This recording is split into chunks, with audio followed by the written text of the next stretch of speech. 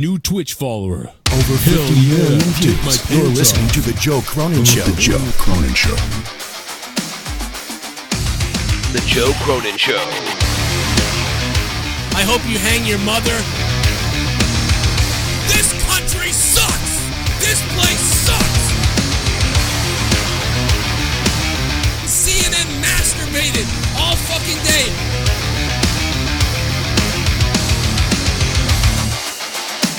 Dude, I will eat your fucking asshole out and then spit it into your mouth, baby bird style.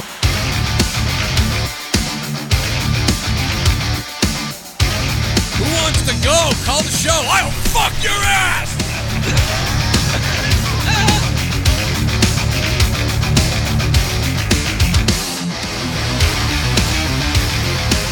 I wanna kill myself! If I think it sucks, I tell you! The Joe Cronin Show.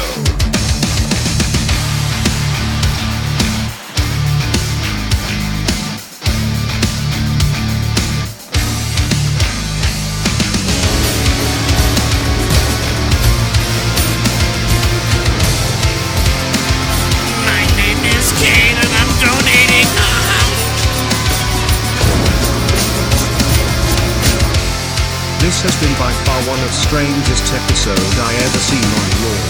Ricochet getting more shit sound effects. Graves making sex jokes. Rude is now a porn star with that stash. Viking Experience is now a finisher, and Bray Wyatt a potential pedophile.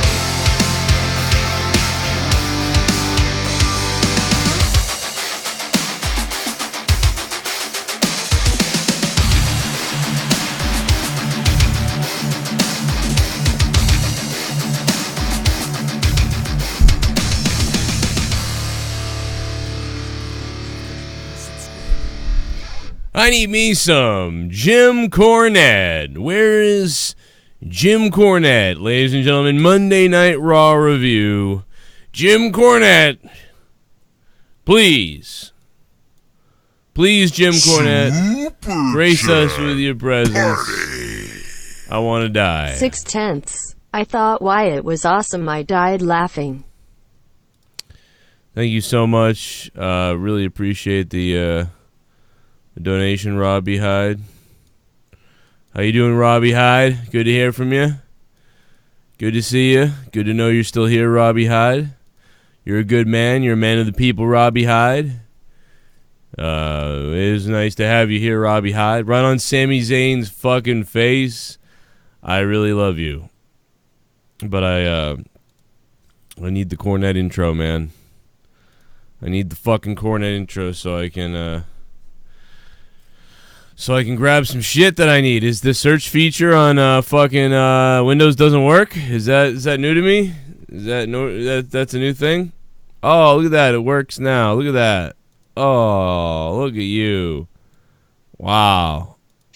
Joe, if you're listening, you stupid fuck. He looks like one of those guys from Long Island that wants to be a white rapper, but he's 30-something years old, lives in his parents' basement with the droopy cap and the whatever, but he thinks he's Howard Stern, and he's got a cool way of talking in the microphone, and he's a shock jock or whatever, and somehow or another he accumulates followers on Twitter. It's fucking pathetic. So please, nobody listen to anything involving a guy named Joe Cronin, because it's just so fucking sad.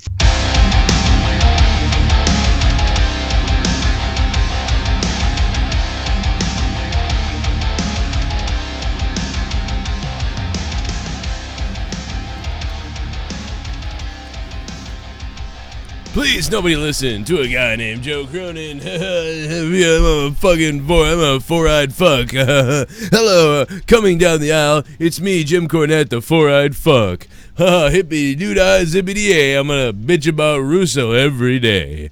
I'm four-eyed fuck, psycho SJW, who fucking has four fucking carry around a tennis racket. I carry around a tennis racket. Hi, you motherfucker, asshole, cock-sucking, butt-fucking piece of shit ass fuck. I'm Jim Cornette.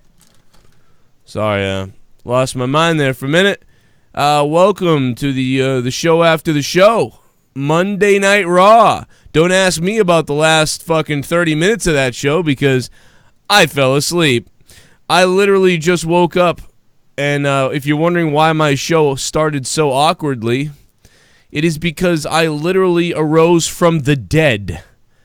I arose from the dead at 10:58 p.m.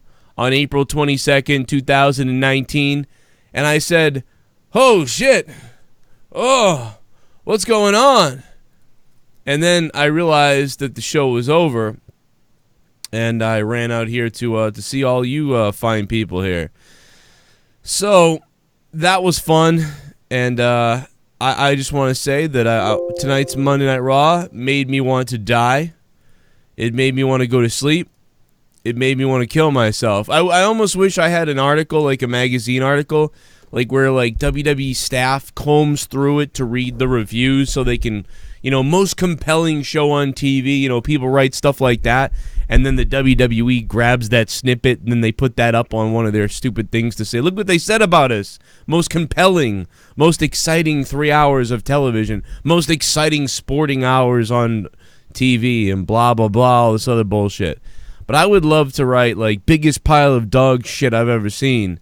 And I'd like that person to just be combing through and be like, oh, shit, But yeah, that was Monday Night Raw tonight, whatever that was. I don't understand how you can be an adult with a half a brain and possibly have functioned through any of that, or at least past the first hour of that. Good luck to you if you did. Maybe I just lacked some kind of sleep or something that I don't know that everybody else had or didn't have or whatever. I'm not sure. But as far as I'm concerned, that was a troubling nightmare of piss. It's what that show was. But let me welcome in Jake DeMarco on the phone, because for the last few minutes I've been doing scrambling trying to get my show up on the air. What's up, baby? What's going on? You're looking great in that hospital green T-shirt. Right? I got some new colors. I got a yellow shirt, I got a red shirt, I got a green shirt. So everybody can't always bitch about the just black with the pocket. Still got the pocket, but yeah, gotta change it up a little bit. Where did you leave off of for Raw when you fell asleep? Did you see the Ricochet match with Robert Roode, ravishing Robert Roode? I literally I believe I passed out after his entrance. I so you missed Bray Wyatt's Funhouse then? Yes, I did. That was the highlight of the night for me. It's pretty polarizing too. Some people like it. I loved it. Most people seem to hate it. Have been shitting all over it. Wait a minute. What do you mean Bray Wyatt came back? Oh, he came. I have to find the Raw clip for you. He came back like Pee Wee Herman. Not on the show. He had a vignette. You saw all the characters in the house, and it was like a Pee Wee Herman skit. So you have, the former brainwashing cult leader Bray Wyatt all cleaned up, wearing like a sweater vest type shirt and clean, and he comes into the room and he's introducing his puppet pal friends and talking about he'll never go back to his former self, and then he cuts a cardboard cutout of his former self in half with a chainsaw. Loved it. It was like a sadistic mindfuck of Pee-wee's Playhouse. I feel like that's what they're going for. I mean, who gives a cult leader their own children's TV show? Wait a minute, I have to go watch this. You have to see it. I thought it was fantastic, and I love horror. So they ripped out. I absolutely love horror, and I know they've messed up Bray so many times, but this seems right up his alley. Who has enough charisma and personality to pull something like this off? I think it's Bray, of all people. Hopefully it's up on Raw, but they called it the Firefly Funhouse. I said it was creepy, kind of like The Conjuring mixed with Pee-wee's Playhouse. It's just the right amount of messed up, atmosphere that it's right up my alley for things. And a lot of people on Twitter didn't care for it, but I mean, Bray is like a literal puppet master. He's got all his friends in the background. He introduced you to Mercy the Buzzard, and I think this could be great. I know a lot of people are like, this is silly, this is ridiculous, fuck this. A lot of people just said, but I feel like, he's got his Firefly friends to turn on, and he's, a literal puppet master through all this. And everyone's like, well, what was the purpose of the scary vignettes? Sometimes, when you look at horror movies, you see things like Saw and Seesaw. You see things like Saw, and it's so gory that it's supposed to be, shock factor. It's supposed to be shocking just because of how, disgusting it is.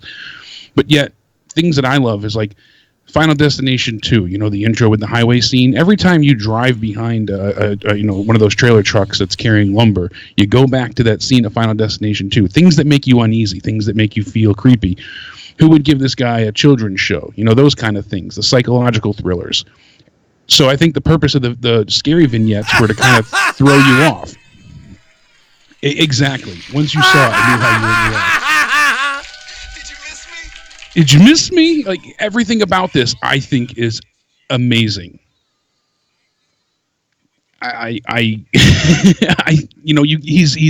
very playful and effervescent, and people are like, oh, if you want that, go to ice skating. I was like, but why can't we have both? We don't know where it's going with this yet. I mean, he could next week completely snap, murder his friends, and come back as the regular cult leader from, you know, down south in the swamp. We don't know. But right now, I loved Pee-wee growing up. So to see like a psychotic twist on it, I think it's going to be a lot of fun. We'll see how it plays out. I mean, really, but... Oh my god, dude. This is... They literally ripped off Matt Hardy. I could see that in a way, but I feel like it's kind of its own thing. I mean, he emphatically stated that he's not going to turn into the pathetic slop loser that he was ever again. And standing next to his old persona, he whips out a chainsaw and cuts it right in half. I mean, I wrote down the notes too. He's like, oh, I'll always light the way, and all you have to do is let me. And then he laughs, you know, his usual maniacal, evil laugh. And then you hear, I think it was Michael Cole go, what the... And then he kind of clears his throat and just introduces the last match with AJ. So I liked it. I know people are, you know, not going to care much for it, but I genuinely wanted to know what you thought of it and your reaction, because it's interesting. I mean, to anybody saying that they were expecting to see Bray Wyatt come out clean, ready to, cleaned up and be the host of a children's show, I'll call you a liar or call you crazy. It was unexpected, and I think it was intentionally cringy. So, man, this is weird. It's supposed to be weird. It's supposed to catch you off guard. It's supposed to be making you feel uneasy. I think that was the whole intention of it. Yeah, it's like sick weird. And Mike, tell your dad happy birthday. Hopefully he's doing good. But yeah, you know, I genuinely... I love horror. That's my favorite genre. So this is you know, the antithesis of something that's supposed to make you feel creeped out. People are like, oh, he looks like a child rapist, or he looks like... That's the point. It's supposed to be, you know, like, you would never leave your kids with this guy. You would never have, you know, your children be watched by him. He's not an influence that's positive for children. It's not, you know, today's magic word is, you know, Mecca Lecca High, Mecca kill the, you know. When that goes off and Michael Cole or whoever goes, what the? And then he clears his throat and is like, AJ Styles, yeah, you know. I thought it was perfect. Oh my god, dude, that is funny, but I don't know. We still don't know. Like I said, next week he can go back to the old gimmick and just, they could screw it up. You don't know, but...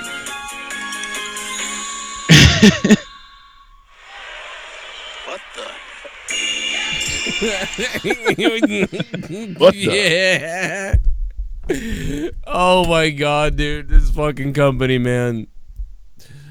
Oh, this company. Said, like Mezime said, it's not horror, it's bad comedy. But I think that's the point. It's funny. It's funny. I mean, there's really nothing to say about that, whether it's good or bad. You have no idea. It was just kind of funny.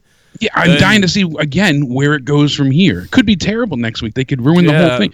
I want to see more from it. You know, that's the thing. Like, I can't say it's amazing, but I think it's really good at this point because it's interesting. It's a new character essentially based off his old, you know, history and everything he's been through. And you know, you got the puppet master being a literal puppet master. With the rest of the night, what did we get? We got 2 pretty decent, you know, good matches, 1 okay match, and the rest of Raw was shit.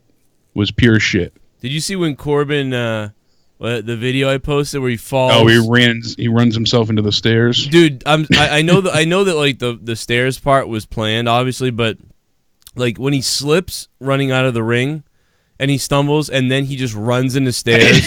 Yeah, like he knows the cue that he's supposed to hit, and he kind of like messes it up. Yeah, that was so fucking funny. Like when he ran into the stairs, that was like, I don't know if anybody remembers this, but years ago, who's the Christian, like very outspoken religious quarterback who was not very good? Tim Tebow. Yes. Yeah, Tim Tebowing with the he was running back and forth from the Patriots, like trying to get away from the Patriots in a playoff game, and he ran left, right, backwards. Yes, and yes, I then remember somebody speared him, and it was the funniest fucking thing ever because he was getting away and running around, and he was like running everywhere, and you're like, oh shit, like what the hell? And then fucking like someone just blasted this shit out of him. Tore up to hell. Yeah, that's what that reminded me of, and I started fucking losing my mind. Certainly, that was better than the Viking Raiders' new finisher being the Viking Experience. The Viking Raiders. They still had to have that. Vince is like, "Fuck you, I'll change the name, but it's going to be used somewhere." Now. LMAO. That was horrible. Glenn Davis, thank you, man. But Bobby, a.k.a. Robert Roode, might as well be Val Venus 2.0 now. Yeah, I mean, we always kind of pictured him. Honestly, we always kind of pictured him as a Val Venus / Rick Rude / something like that type, Glenn, to be honest. This is just kind of going into that character we always thought he was anyway. It's just weird how it's like out of nowhere he's like, oh yeah, because of the Superstar Shakeup, like all of a sudden now I'm a bad guy. Yeah, I finally got rid of the dead weight. There's no payoff or whatever. That's like... Armando Gomez, thank you for the $1, Armando. What's up, everybody in the chat? How you guys doing? I had a blast yesterday. I did a Diablo stream for 5 hours, which was fun as hell, looking for rainbow goblins, and you motherfuckers showed up on Twitch, and we had a goddamn blast. And it was a lot of fun. So thank you for that to everybody that showed up. We are going to take phone calls in a few minutes here as I get my shit up and running, so I apologize to everybody for the late start a little bit here. But honestly, I fucking fell asleep. Like, I was sitting in a beanbag chair in my basement, like I always do at this point, watching Raw. And, dude, I fell the fuck asleep. And, like, I would never be like, oh, let me take a nap at 10:30. Because that's going to end in, like, didn't wake up. Yeah. But, dude, I literally passed the fuck out tonight. Out. The fuck out. I started to go out in the main event myself, like nod territory. It's like I've already got a headache, don't want to deal with this shit. And seeing Baron, I thought Baron was going to win just because I figured they'd kind of hold off on AJ Styles and Seth for a while. I just think he's going to win because he's the hottest heel. Like, well, he's Baron Corbin's pretty much the only heel at this point in time. That's why they changed Bobby Roode to Robert, because they're like, we don't have any other heels. What are we going to do? Yeah. They're struggling on this show for heels. And the crowd really didn't react to much besides, 2 people tonight. Maybe 3 if you count The Miz as well. So I'll stand corrected there. But between, AJ's reaction and Seth, everything else fell flat. Even Becky didn't get much of a ovation like she usually does. That's suffering. There's just a lot of it. You don't like the man? You don't like the man? I don't like the chomp. She certainly doesn't have the You don't like flair, the chomp? You don't like the way the chomp talks, Jake? And then think about it. Tomorrow, she hasn't faced Charlotte in 14 days, Joe. So her and Charlotte are going for the title tomorrow. You don't like my cringy, weird expressions? I didn't notice it until you pointed it out with the handshaking and the movements. But now it stands out, and I can't unsee it. That's all I see. Her over-exaggerated, like, everything. And especially when she's about to be done a sentence or whatever, she just makes these weird, goofy inflections. I'm sorry, man. Becky Lynch... I didn't see it until you pointed it out. It's like the FedEx arrow. Now once you see it, you can never unsee it. I can't do anything but pay attention to like the weird head bobble mannerisms and the handshakes and the arm flares, and it stands out now. I didn't notice it until you pointed it out, though. Oh, it's always driven me nuts about her since NXT, but it's like, that's why when people were like, oh, I love Becky, I'm like, really? I was like, I don't know. Like, her wrestling is like average. You know what I mean? Like in NXT, she was the last girl, man. It was like Sasha, Charlotte, Emma, Bayley, whoever, and then Becky to me. That's how it was. But then all of a sudden on the main roster, for some reason, she was the one that was getting over with the casuals. Like, people were, like, responding to her, like, naturally. They were like, oh, yeah, her. And I was like, whoa, what? They don't know about Sasha and Bayley? They don't know about, like, what is going on here? But anyway, whatever. What do you think about Charlotte? Apparently, Cien Almas or Andrade, whatever the hell, whatever he is, he's back on SmackDown because Charlotte didn't want to be broken up. Bit of a hissy fit. I've heard that she was upset that she was going to be away from him, so she wanted him on SmackDown again. And unfortunately, this messes up the plans they had for Ricochet and Aleister Black too, because they were going to keep them as a team for a while. So that's disappointing. You know, I hope that Ricochet and Aleister Black don't suffer for this in the meantime. Oh, it's weird. We thought they would have been broken up by now. We thought so, but they wrote them in with plans of them as a tag team going forward for quite some time. I thought this is what we would have gotten with one on Raw and one on SmackDown. But everything they had planned, which, I mean, plans always change, but they wanted them to still stay together. I think it'll be better with them going their own separate ways. I hope that it just doesn't mess up things they had planned for them in the meantime. We saw Ricochet lose tonight, which, okay, you have to get the heel over that's redeveloping himself. That's fine. Ricochet can recover from this easily. Point is, I hope he just doesn't become, cannon fodder going forward. No, I think that was a big thing. These guys haven't lost. Well, that's why I think they were trying to build Bobby Roode as a big to-do heel, because they're hurting for certain heels right now. How did he win? Because I missed that. It was pretty decisive. I'm trying to. So he just beat Ricochet straight up. Yeah. There was. See, that's weird. Like, these guys were booked like we can't lose superheroes. You know what I mean? They have not been beat up. They have not been beat straight yet. So now Ricochet by himself. They lost in the. They didn't get pinned. With the Revival, they got screwed over. Yeah, you're right. No one's ever been pinned before. So Bobby Roode just straight up pinned Ricochet. Yeah, because Ricochet went up to the top, and then I believe that's when Bobby Roode shoved him and got the glorious DDT, and that was the finale of the match. So out of nowhere, they put Bobby Roode in a higher standard than Ricochet, when like 2 weeks ago Bobby Roode was a joke. So it's weird, because part of me is like, yes, we need Bobby Roode to be awesome, but you just used your like rising fucking cannon, like your rising bullet, your star who was rising. You had him just straight up lose to Robert Roode. Just a weird spot. I would have thought, somebody else would have taken that fall to show off Roode. Because they have so many jobber victories. I think they wanted something really decisive to elevate Bobby Roode. But Robert Roode doesn't. He's his first singles match now. So this is perfect for jobber time.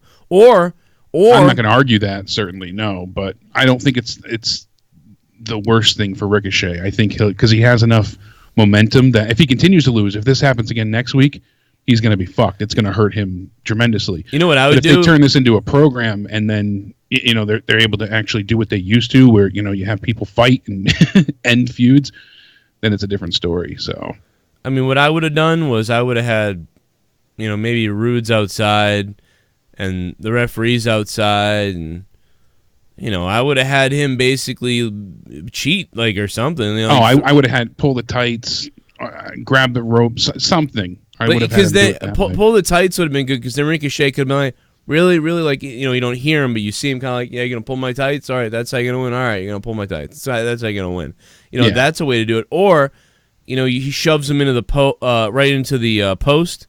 He goes into the post on the outside. Maybe he gets outside. Maybe the referee's hurt. I don't know, whatever. They're outside, and Roode is like, let's get back in the ring, and then he just shoves him into the post, hits his head, then he shoves him in the ring and pins him. Whatever the reason for that is, however they get there, who cares, but it happens that way. But I just can't believe that you build this guy, and now I don't believe Ricochet shouldn't lose. I mean, I think Ricochet needs to lose. These people need to lose. They can't all be Oscar or something. I don't want that. I'm not saying that. I'm just saying it's weird that out of nowhere, after a guy is like undefeated, killing it, now Robert Roode, Bobby Roode, TNA Roode, decides, I'm not in the tag team anymore, so here we go. I'm going to beat this guy who's had a fire lit under his ass and has never lost before. Just thought it was weird, to go that way, but whatever. But it doesn't hurt Ricochet because of how well he was built, I guess. But it is the first loss, and it's a singles loss. Yeah. And, he don't have Aleister Black now. 856 is on the phone. What's up? Hey, what's up? It's Luke Rojas. How you doing? Luke Rojas. What's up, Luke? Nothing much, man. It was just a horrible. Fuck Tommy NC. Oh, yeah, I know. That shit was hilarious on fucking Friday. That screechy level, I want that to be my text tone. You're like, I'm trying to help you, you asshole, and he... Oh, me? Yeah. My screech, yeah. Well, because he screamed... No, his. When he screamed after you said, you're like, I'm trying to help you, and he just... That decibel level is perfect. And his, like, hands crippled and everything as he was screaming. Yeah, dude, that was weird. I clipped that. I played crazy music over like Tommy screaming. It was so fucking funny, dude. Dude, like I couldn't believe he was yelling at me because I was like for anybody who don't know. Everything. Yeah, I mean for people that don't understand what happened, it's like the bottom line is we thought he called somebody racist. It sounded that way, and to a T. It sounded that way. I didn't even hear it, but someone else said that. So I was like, okay, wait a minute. Let me go back and play the clip and try to hear what he really said. And he was saying he didn't say that. So I was like, okay, well, we'll listen to it. And if he didn't say that, then listening to the clip would prove that he didn't say that. Exactly. Here you are defending him, and he's like, oh, play your clips, always with your clips. Yeah, then he started freaking out on me. And then you're like, you fucking misguided faggot. God damn it, what is wrong with you? Let's watch it. Here it is. Yeah. Wait a minute. Are you guys saying that he... So wait a minute. Did he say that as a mistake? Graceful. All right. What? It wasn't graceful. It was gracious. I don't know why they were saying grateful. I thought he said racist. I heard racist. Then I didn't hear anything. That's why I asked to clarify. I'm not even fucking around. This is way better than Raw, by the way. That's what I'm trying to go back to. That's why I'm going back to play it. That's why I'm trying to play it. So relax. I'm trying to play it to hear what you said. Hold on. I want to hear what he said. Play your fucking clips. Hey, Tommy, I'm playing the clip to find out what you really said, you fat fucking retard. I'm playing the clip so I can hear what you really said, you idiot. Fuck you! You're not gonna talk me down, fuckface! I'm literally trying to help you, you fucking misguided faggot! I'm trying to help you, you fucking idiot! What is wrong with you, dude? Dude, what? And he's screaming at me like, you're not gonna talk down to me or talk me down. I'm like, what are you talking about? I'm literally playing a clip that's gonna help you because you didn't say it. So he's like, you're not. Weird, though? What was that? It was weird. It was weird that he was the one who said graceful, and then he said gracist or whatever he said, racist. But then it makes me think more that he said racist on accident, but then covered it up with another word. Yeah, because then he didn't even know what word he said. He said graceful, but it's like, no, I thought you were saying you said gracist, but it sounds like racist. And then how did he get graceful? Maybe it's all the chromosomes he's missing. He don't know what the fuck he says. You fucking idiot! What? Dude, I have never heard somebody blow up like that. Like just insanely blow up. Like that was insane. How do you live without having a heart attack? I don't know, man. I don't know how he lives near people. I don't know how his neighbors haven't called the police on him. And it's like, dude, I'm like, hey, let me play this clip so we can hear what you said. Play your fucking clips. Play your fucking clip. Like he's fucking an idiot. It's like I'm fucking helping you. Anyway, whatever. That's why he's fucking stupid. He's probably listening right now. Fuck you, Tommy. No, I'm just kidding, Tommy. I love you. What's up? How you doing? What's up, Rojas?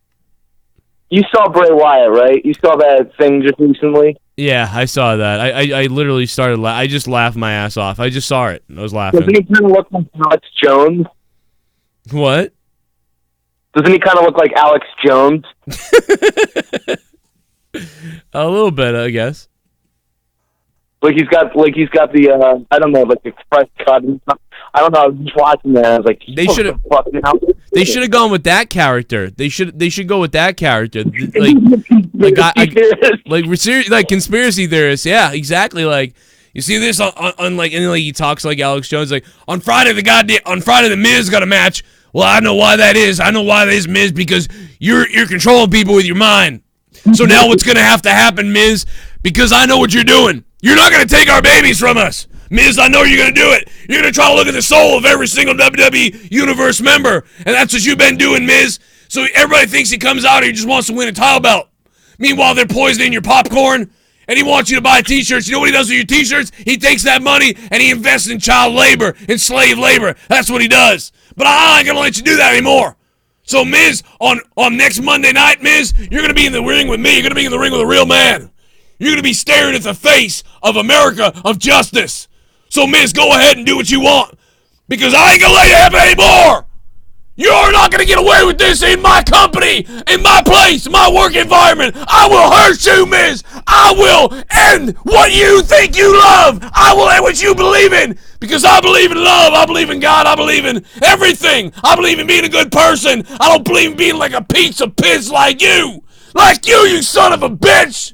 And then fucking be like, did you hear the words of Alex Moans the other day? Alex Moans was saying that, you know, you're putting cancer into the t-shirts and everything in that you sell here, and that you're using the money for child labor. And you just be like, I heard what he said. I have no idea what he's talking about, but if he wants to step in the ring with me, that's fine.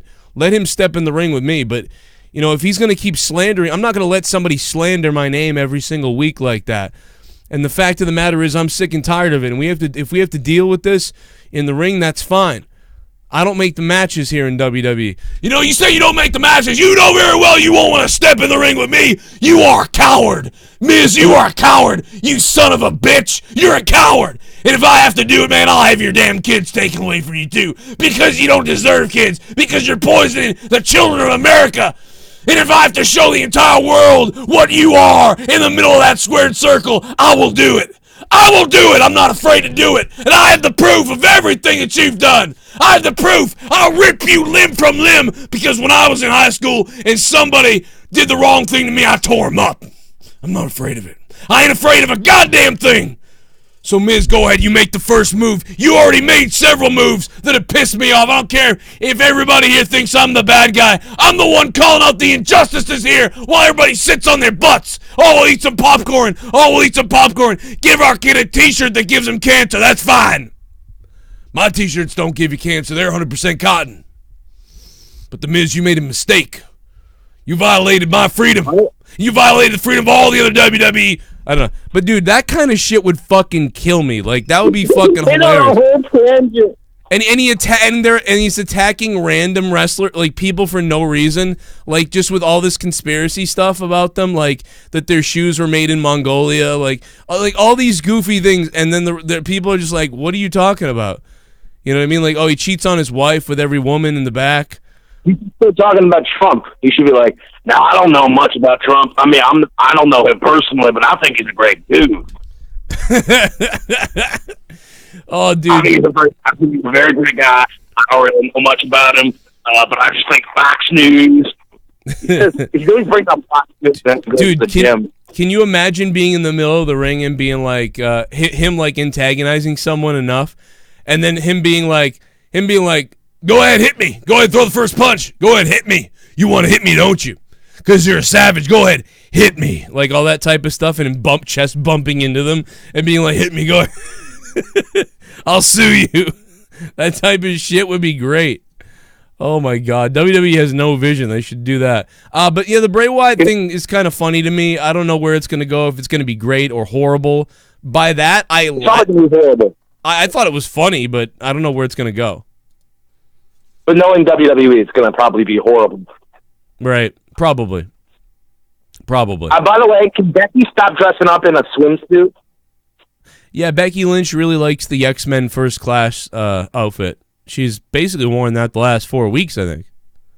She's dressed up like Nakamura is now. Yeah, right, in a bodysuit, yeah. Like, I don't get it. It's not that it's like, she doesn't have to dress up like Charlotte or something, but her ring attire just screams lazy. I don't understand it. Yeah, I don't know, man. It just doesn't feel like a main event ring attire. Yeah, I agree. I don't care what she wears, though, to be honest, Luke. And by the way, Luke Rojas, love you, bro. I'm going to move on. I don't care what she wears. Just, please get better on the microphone. It's how she talks that irritates me. That's the Kill Bill outfit somebody said. Let me see if can you hear the sounds, Jake? Yeah, I've been able to. Oh, cool. All right, nice. So anyway, let's go to how Raw started tonight because that really set the pace for the Cringe Fest.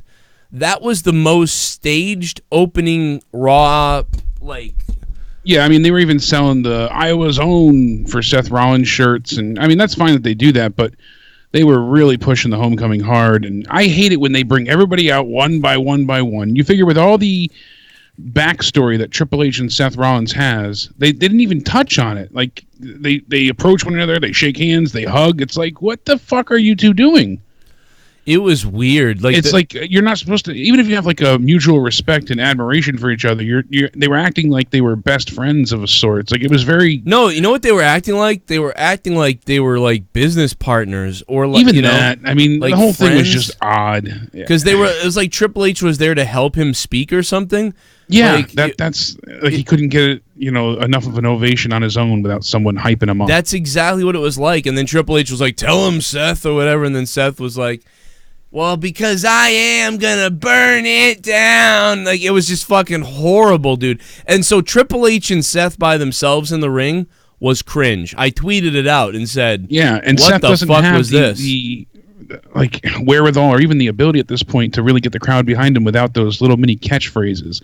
He has to say, I'm the Beast Slayer, the King Slayer, the Slayer, and I'm gonna burn it down. Don't forget, burn it down, burn. It's like, all right, we get that, but what else do you got? And that's it. That's all he has going for him at this point in time. So again, he has to list off accolades and bring up Lesnar for a cheap reaction, and that's pretty much it. No one's a big fan of triple threat matches, so they announced 2 of them back to back. So that was painful to get through. Yeah. Although the second one ended up being entertaining. Nevertheless, Baron Corbin winning took the wind out of the sails for the arena. I thought you get everybody coming out one by one. I thought the first one was good, but the second one was I fell asleep almost. Really, I thought the second one was better personally. I think the Miz interacting with I enjoyed that one more. That's weird. I thought the wrestling was better than the first one, but I tuned out of the second one. So maybe I don't know. People think I'm crazy, but I tuned out of the second one.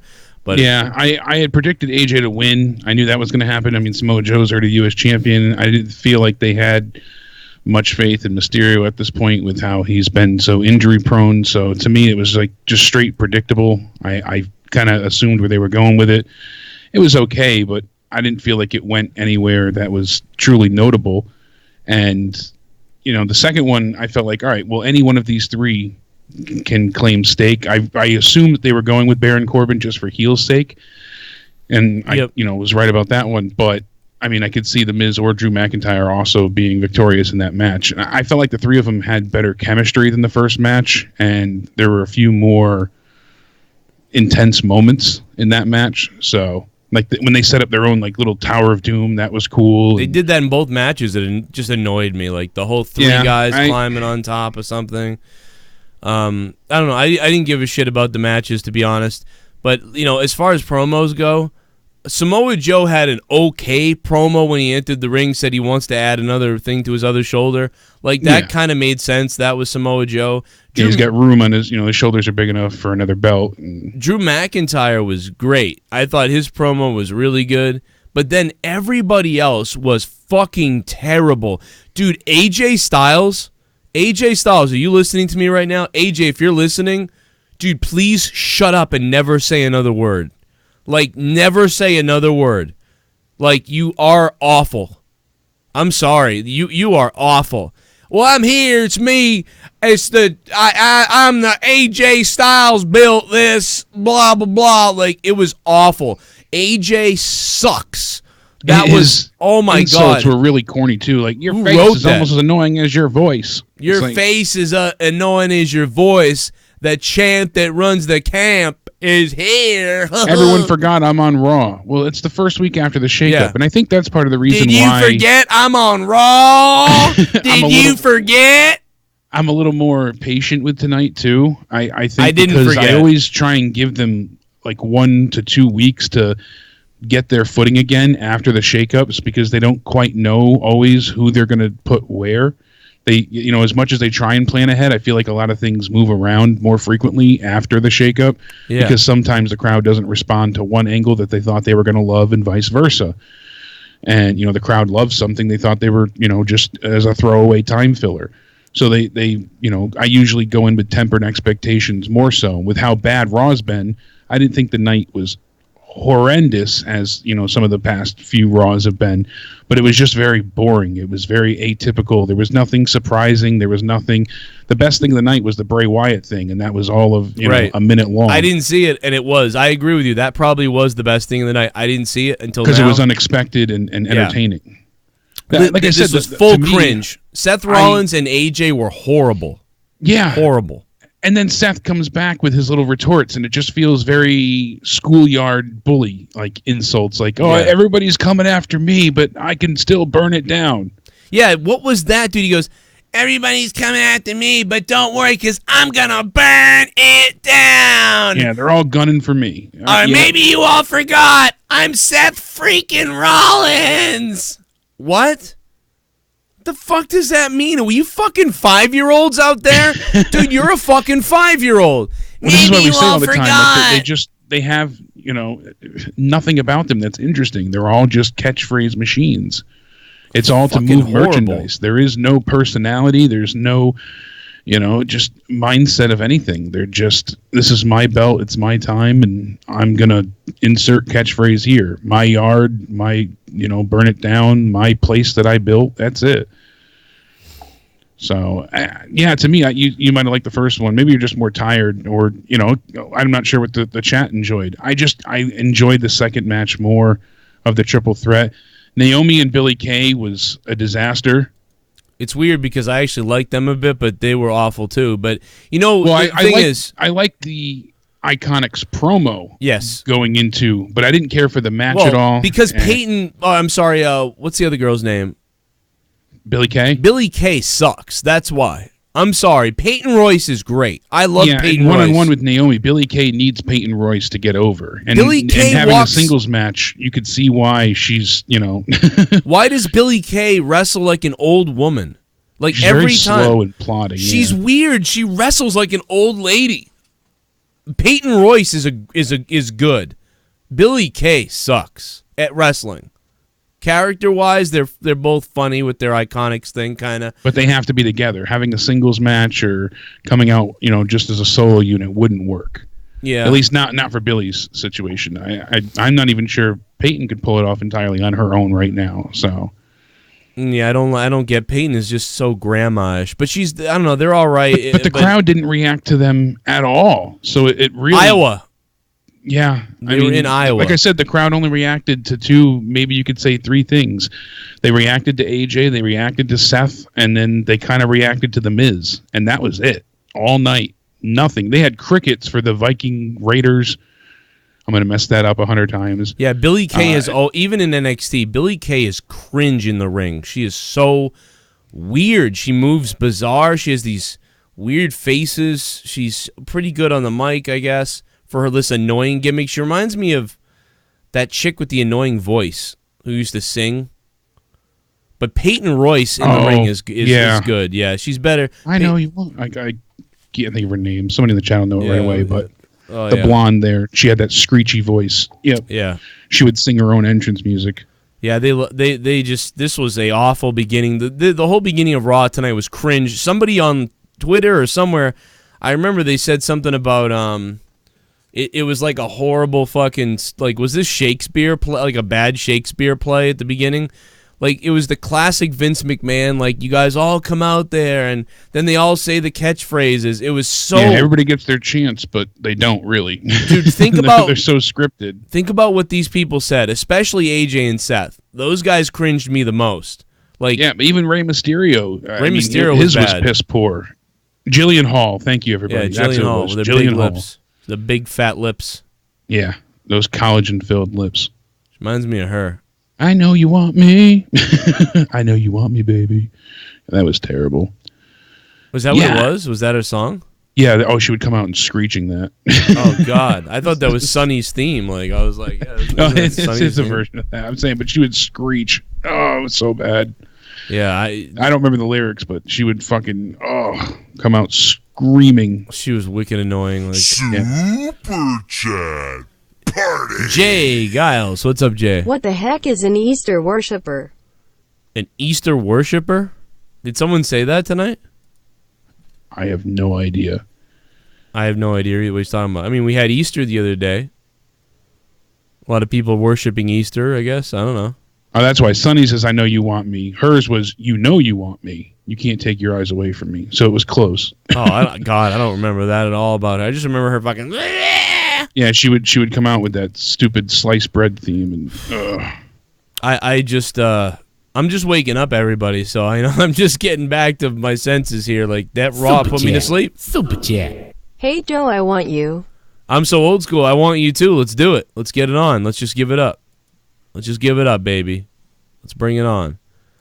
Bray Wyatt, I think, was the best thing in the night because everything I thought was horrible, so... I whooped Santa Claus's ass. I threw it in the chat. Just play the first 3 seconds. We can get away with it. I stunned Santa Claus's ass. I stunned Santa Claus's ass. It's John Montgomery. Oh, well, yeah.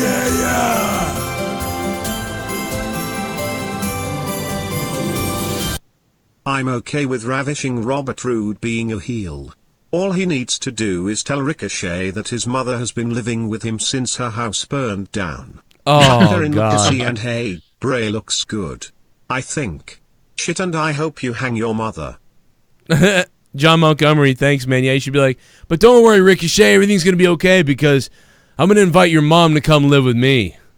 Maybe she can wash my feet. Maybe she can iron my clothes. Maybe she can even do something else. Something like that would be horrific. But I think it'd be great. John Montgomery, thank you for the $6.25, man. I appreciate that donation.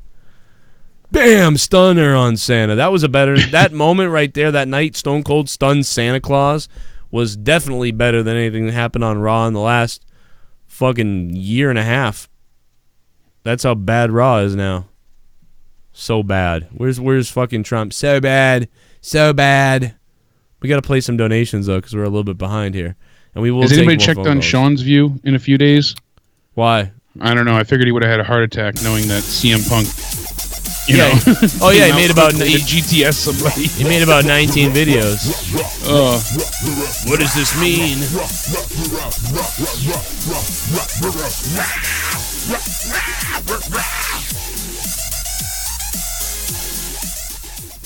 Dickie Nas. God, please take me.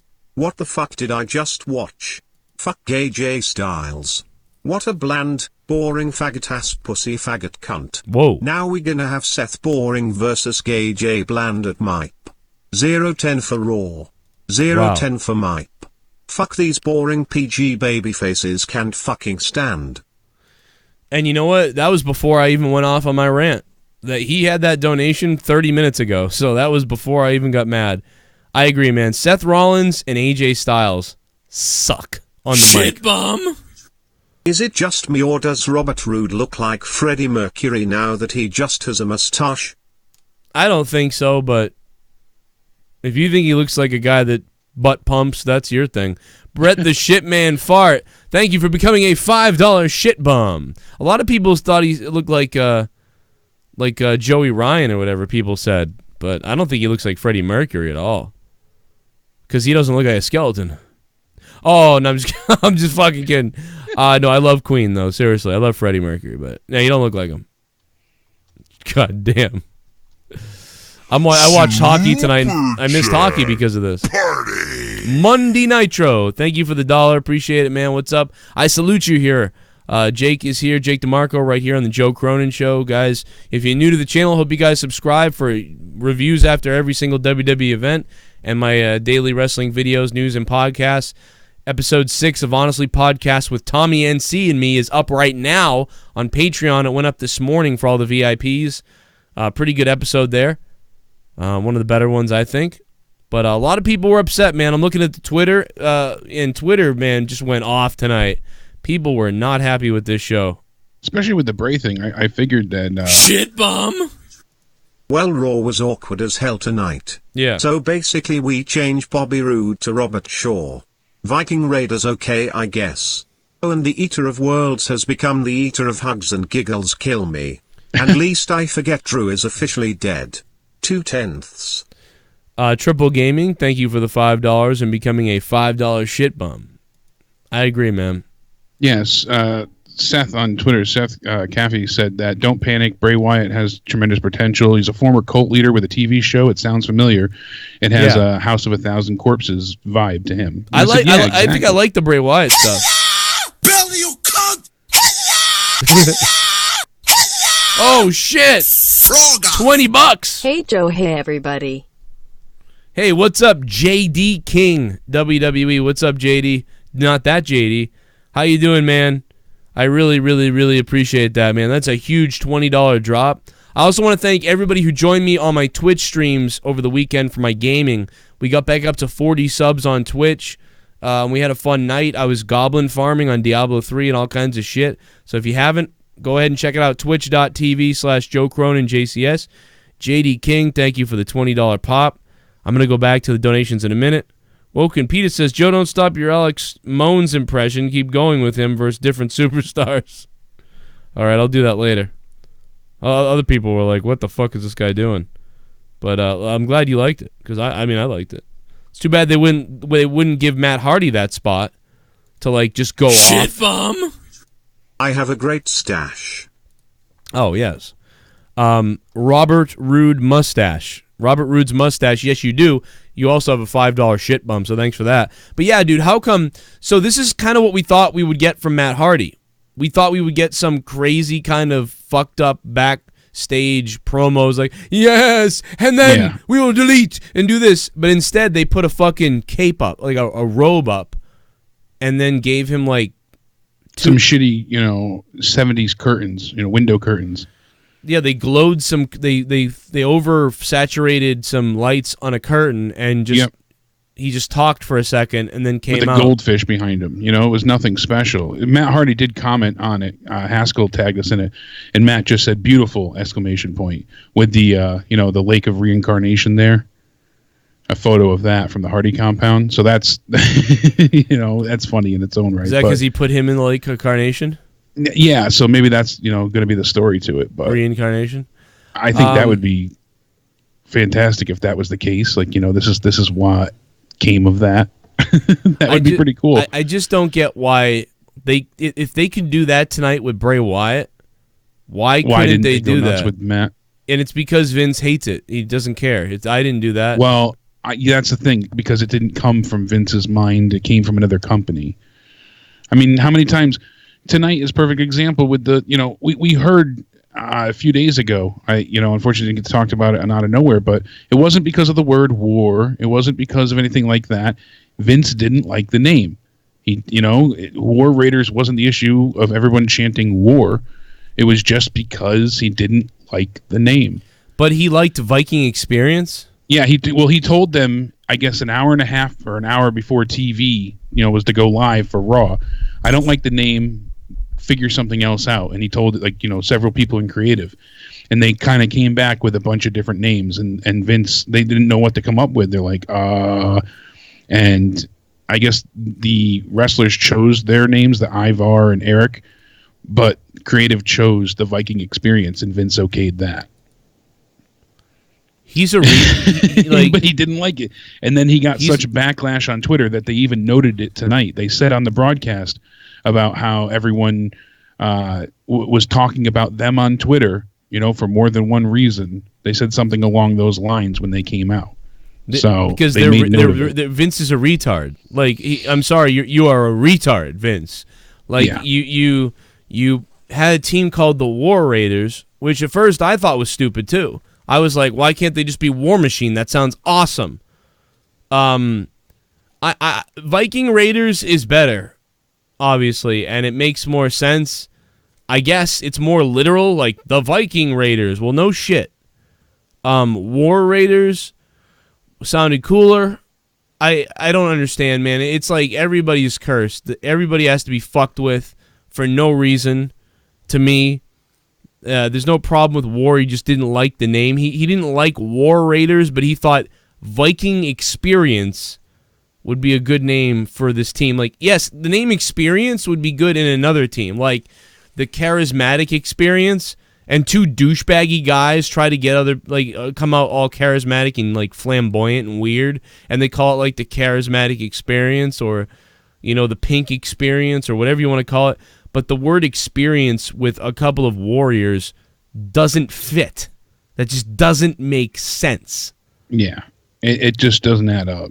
Unless they're gonna come out and like bang somebody in the ring. Like, I don't understand the Viking Experience. So now their finisher is called Viking Experience. Yeah, it is a very porn fetish sounding type, name. Like I said, Vince, I have something for you. It's a fucking cornhole experience. Like, all right, dude, I've got a cornhole experience for you, Vince. You fucking... No wonder Road Dogg left. This is why Road Dogg left. This type of shit. People always, people thought we were crazy. Like, I told you guys specifically, and he hinted at this multiple times. I think it was the biggest night was when The Undertaker left. When he showed up on SmackDown, and they clearly were going somewhere with The Undertaker on SmackDown. And then all of a sudden it went nowhere, and then he was on Raw. And then I tweeted to Road Dogg and them, and I said, dude, I thought you guys were working this big story with The Undertaker. What the fuck's going on or whatever? Yeah. And Road Dogg's reply was, we thought so too. Yeah, see, he doesn't... They have an idea in mind, something's supposed to happen, and then it never comes to fruition. Vince just changes shit out of nowhere, and I guess he got sick of it. A lot of people made jokes that I pushed him out finally or whatever, but it's... you gave him enough shit to the point where it broke. Yeah, people were like, you broke Road Dogg. I'm like, I didn't do it. Vince did. Vince broke Road Dogg. I mean, we're getting mad at him, and we're just here watching the show regularly. Imagine being behind the scenes. Oh, well, Road Dogg had said things in passing many times throughout about the past 2 years to us, to, Twitter. He would leave these little comments, like you just said, very underhanded in nature, but, as simple as, well, so did I, or maybe I'm so stupid, or maybe you could do it better, things like that, where I bet you, we don't know for sure, but I bet you he had ideas and moments where, he had things he wanted to get done, and it just didn't happen. So... as much shit as he's given, I'm curious how much say he really had. Any of them. I am beyond disappointed in what I saw on Monday Night Raw tonight. And it makes sense why you like the first match better, because Samoa Joe was bleeding. I didn't even notice that, to be honest. After Really? JoJo lost the buzzard miscarriage, Bray became the castrated Stepford husband. After JoJo lost the buzzard miscarriage. Jesus Christ, dude. Oh man, what a joke of a show. What a just sleeper fest. Spaz Phoenix, thank you, man.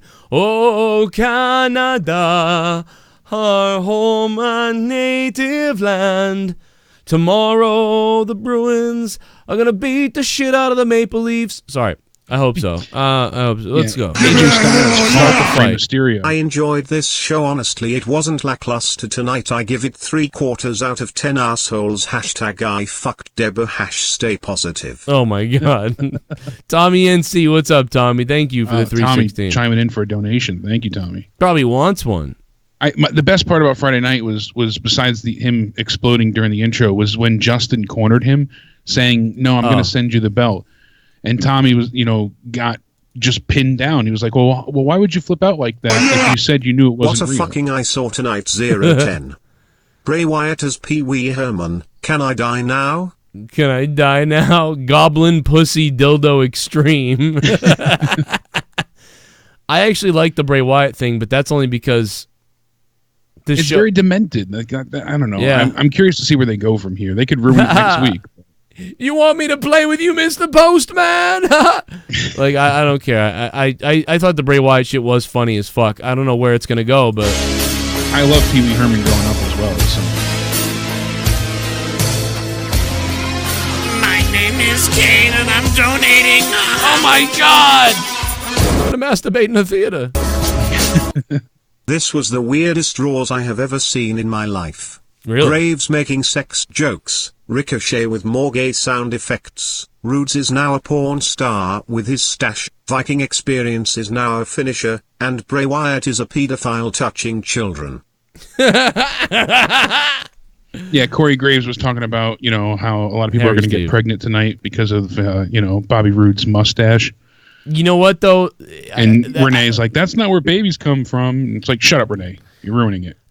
That's, I've actually made that joke a lot, and I like that joke. Yeah, it's a funny joke. I thought it was funny. Like, that was the funniest thing that was said that was the best thing that was said on commentary tonight, because I remember it, too. So that tells you it was good. To me, that was good. Corey Graves saying that was good. But now there's going to be this, like, oh, he's insinuating, like, some kind of rape or something. Like I don't know. Like, people are retarded. But that was a great joke. Loved it. I thought it was funny. But Renee's chiming in, though. Here's why it's not. Here's why it sucks, though. I'll tell you why it sucks.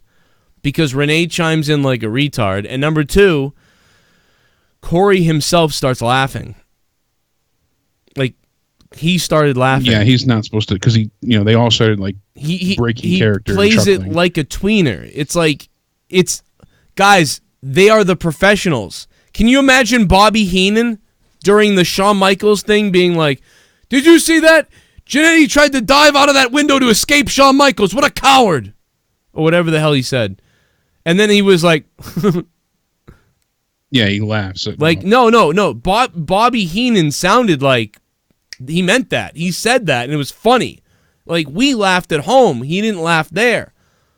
Corey Graves says this. Graves. Yeah, Corey Graves says this line almost like he's not supposed to say it. Like he was surprised like he he's said giggling it. Like he's going to get in trouble. Yeah, kind of like, because that's what maybe that is true. Maybe he like said bad that. Kids in class saying something inappropriate. Yeah, that's what it was like, and he was laughing, and it was like, dude, this is why the announcers suck. Because even when Corey Graves says something funny, like, they can't just continue on, or Renee can't just be like, yikes, or something like that, like, and keep going. Or be like, what the hell is that? That's not how that works. And then Corey would be like, well, sometimes it is, or whatever. And then they keep going with it. It would be funny.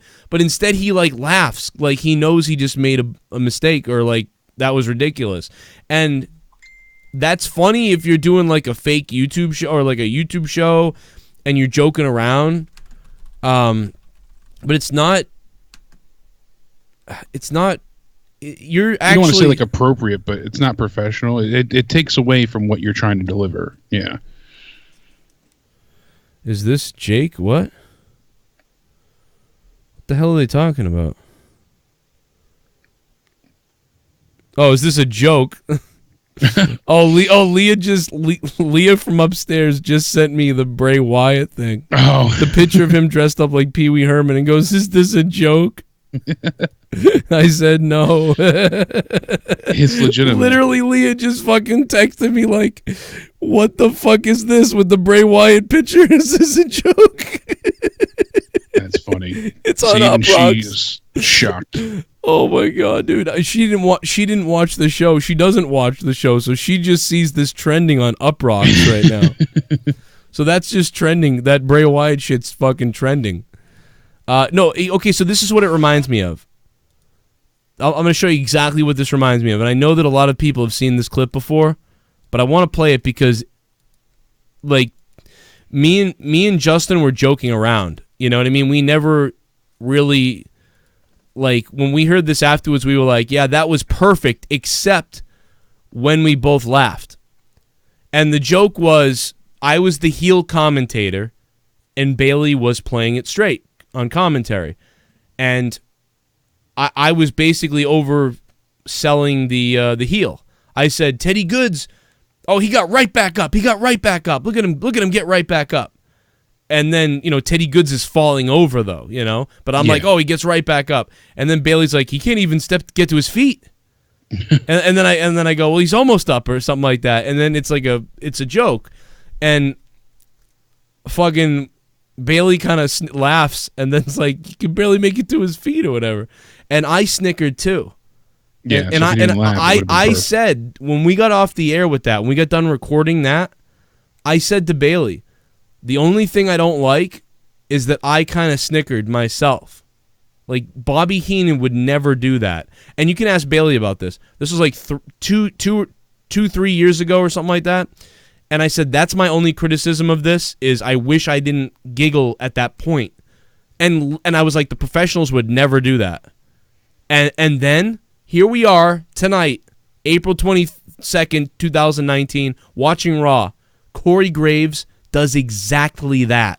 And I'm going to play it for you now. What I thought, and what I even said on a stream 2 years ago, that the heel announcer just shouldn't do. Now, it's funny, because it is funny, but I'm always playing it straight up like, I'm the heel, I'm the bad guy, I'm the heel, I'm the bad guy. Whereas Corey Graves is more like, I don't know what the fuck he is, but you'll hear it right here. It's the same type of situation. This is ridiculous, Bailey. Oh, God. Did you see where he just nailed him?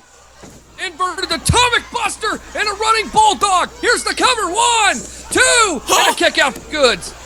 Oh, my goodness. How close was that, though, Bailey? But look at the ladies, man. He's not even affected by this. He's ready to go. Can't even get to his feet. He's almost up. He can't even get to his feet, Joe. And now Goldust. And that was very subtle. Like, I laughed, but you almost couldn't tell. But it was, he laughed and I laughed, but you almost couldn't tell. But it's the same thing. Same situation as, like, he's getting half this place pregnant or whatever. And then, like, she's like, what the hell? That's not how that works. And then he kind of, like, laughed. Like, that's the same thing where I would say, don't do that. It's funny. It is funny already, but don't laugh at your own shit. Affected by this. He's ready to go. Can't even get to his feet. He's almost up. He can't even get to his feet, Joe. And now Goldust bringing Teddy Goods back. Like that fucking gun. Like that, to me, that type of stuff, if you can get a heel commentator doing that stuff, that fucking stuff kills me. Goodness. Like, I love this. I can watch it over and over. I love Heenan. I love this type of heel stuff. I wish they had a guy that was doing this on Raw, because it would stop me from falling asleep every night. I'd be like, okay, even if stuff isn't that good, what's that heel guy going to say on the mic? What is he going to do? How close was that, though, Bailey? But look at the ladies, man. He's not even affected by this. He's ready to go. Can't even get to his feet. He's almost up. He can't even get to his feet, Joe. And now Goldust. This is the same sort of situation. Fucking kills me every time. But that's the example that I would use. And I said that when we were done recording that, like, you know, I wish I hadn't have chuckled there, because that was, to me, yeah, I don't know. I just felt like that wasn't what, you know, Bobby Heenan wouldn't have chuckled or whatever the hell else. But whatever, it is what it is. But I had fun doing that anyway. Let me play some more of the donations, see where you guys are at. We've gotten through, I think we've talked about half of Raw. I think there's some more things to talk about. We got Ryback in the house, everybody.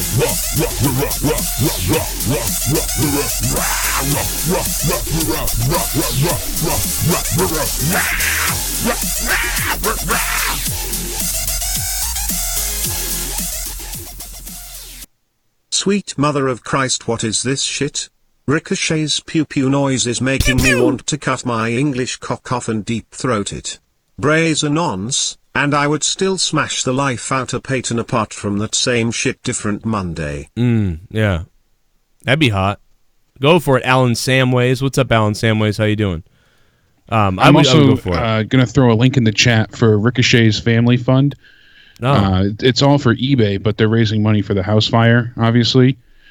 Yeah. And a bunch of NXT stars donated some really cool merchandise, like Matt Riddle, the War Raiders.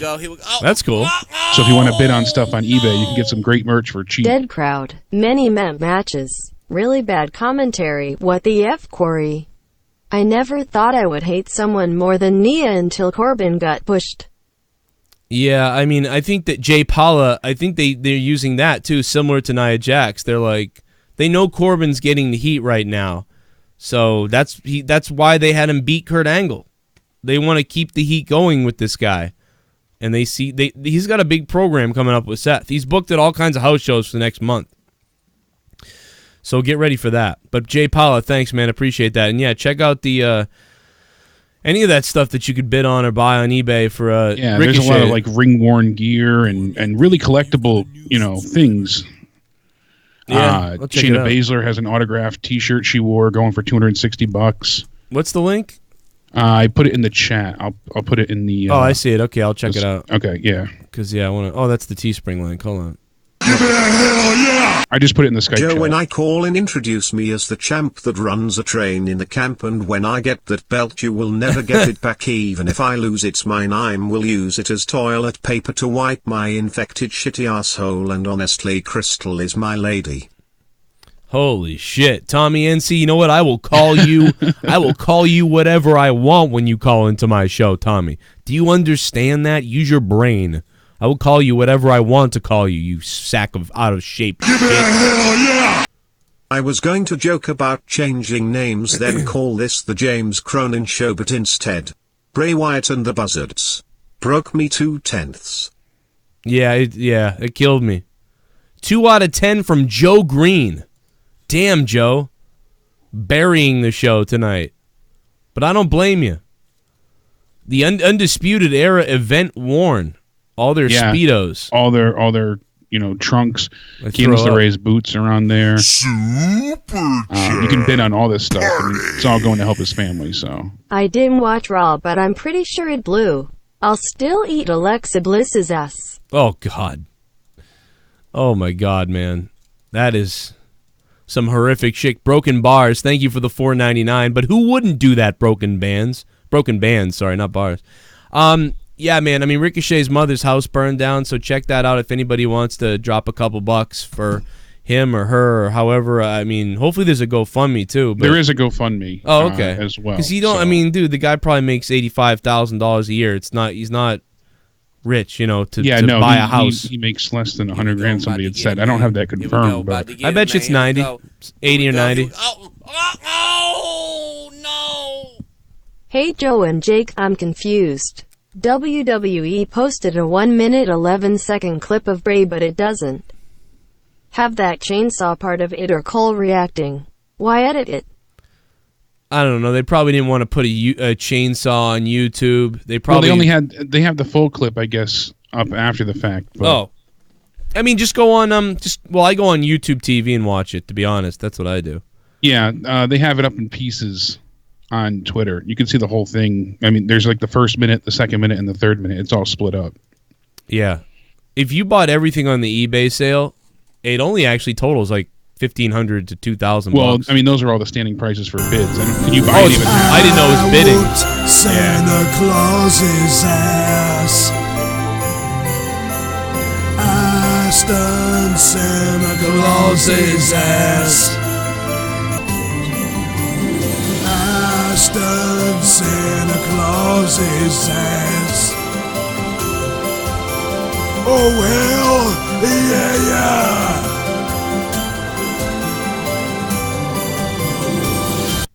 I'm okay with ravishing Robert Roode being a heel. All he needs to do is tell Ricochet that his mother has been living with him since her house burned down. Fuck her in the pussy, and hey, Bray looks good, I think. Shit. We already heard that one. It's weird to play it again. John Montgomery. He said in the chat before, shit, the donation's going to play again or repeat. Oh, okay. Well, sometimes it repeats for some reason. From what I understand, it's not that you paid twice, though. So hopefully that didn't happen, but let me know. I'll check PayPal and see if it came in twice. But hopefully it didn't come in twice, so hopefully it's good. We are... Yeah, the GoFundMe raised $13,742 so far, so that's so nice. far. Oh, where's the Go? Okay, let me go look up the GoFundMe, because that's cool. Ricochet. Put it in the Skype chat for you. Oh, that's in there too? Shit, okay. Let me pull that up. So I can just tweet that all week or whatever. I mean, like this... WWE.com posted it too, which was nice. Oh, that's cool. Yeah. Let me see here. That's nice of them to if they do anything. I mean, Jesus, that sucks so bad, man. Super Chat Party. Awful. September 22nd, 2019. Vikings versus Raiders. September 22nd, 2019, Vikings versus Raiders, baby. It's going to be the Viking Raiders. We knew it. This year, we're going to see the Viking Raiders, Will Tactics. Thank you, man. Wow, that's awesome. Yeah. So the one positive from Raw, I mean, we will get obviously AJ Styles taking on Seth Rollins at Money in the Bank. That's an exciting matchup. So long as they're both not talking beforehand and we just get to see them wrestle, I'm all for it. Right. I'm looking forward to that, especially in person. That'll be a fun match. And I mean, it's a good main event. It's the right way to head going forward. Folks used to cry out for a Cesaro singles push. Now they cry that they split up the bar. I can't believe anyone's crying. I'm happy. I don't know who's crying about that. I mean, it's the only thing that's not good about it, Spaz, is that, Sheamus is injured. That's why they split them up. Sheamus is out injured. So that's... Yeah, he's going to be out for a while, too. So. Yeah, they're done for. So I'm happy that he's getting a singles push, I guess. It won't be much of a push. Although it was a fuck of an uppercut, dude. That uppercut knocked out Bray Scadoo, he can lose, boy Ian. Fuck this Pee Wee Herman, flannel-wearing Tommy look-alike. And fuck this Raw, the retirement house where AJ Styles died. Rude is a poor man's recruit. Jake, did you hear Corey call them Viking Experience? Yeah, he messed it up. I said it's going to take a while for them to not screw that up. He was probably the Goon. Goon, I salute you. That was funny as hell, Goon. He was probably trying to remember it for a week. Opens. Authority figures music plays. Ugh. Champions music plays. One guy comes out and says I'ma be the guy to take that title. Another guy's music hits, he says basically the same shit, repeat 3 more times. I turned it off. Nothing's changed. Yeah, Stone Cold Steve Boston. Wow, we really got some change, huh, tonight? Vince McMahon, you really fucking changed Raw, didn't you, Vince? You changed it so much that you went and did the same thing that you've been doing for years now. Yeah, 20 exactly. fucking years. 20 years of I want the belt. No, I want the belt. No, I'll have the belt. I'll have the belt. I'll have the belt. 20 years of this same exact thing, except somehow the more it goes on, the more scripted and horrible it gets. The first time I saw it was way better than the last time I've seen it. Like, this version of it is like level 4. We'll know if it's really the same, like Michael Maldonado said in the chat. Get ready for the Seth and AJ teaming up to tag next week. They'll be tag partners going forward. Be Seth until they face each other at Money in the Bank. Be verse like Samoa Joe and Corbin or fucking especially because Drew. they're both face. They're going to have them teaming up constantly. Yeah. Great. Oh, God. Can't wait for 2 boring guys on the mic to team up in a meaningless match. I can't wait for that in a meaningless multi-man tag match or whatever the shit.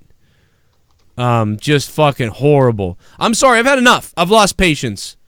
I've lost patience with AJ Styles, Seth Rollins, Dean Ambrose, Roman Reigns, all these people on the mic. I have fucking lost patience with you. Samoa Joe, great. Drew McIntyre, great.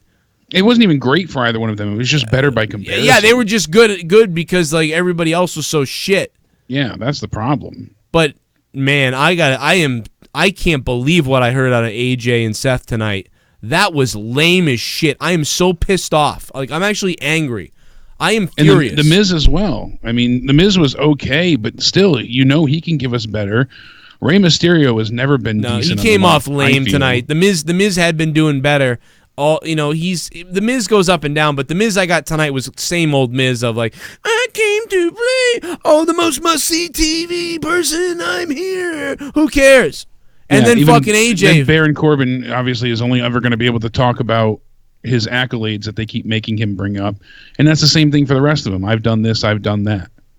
And I beat Kurt Angle and I won the Money in the Bank. Well, you won the Money in the Bank, and then you couldn't cash it in properly. Remember? Right. You lost it. And Viking Raiders didn't even have a match. They just beat the shit out of Lucha Pinata Party. Yeah, that bullshit. The house party.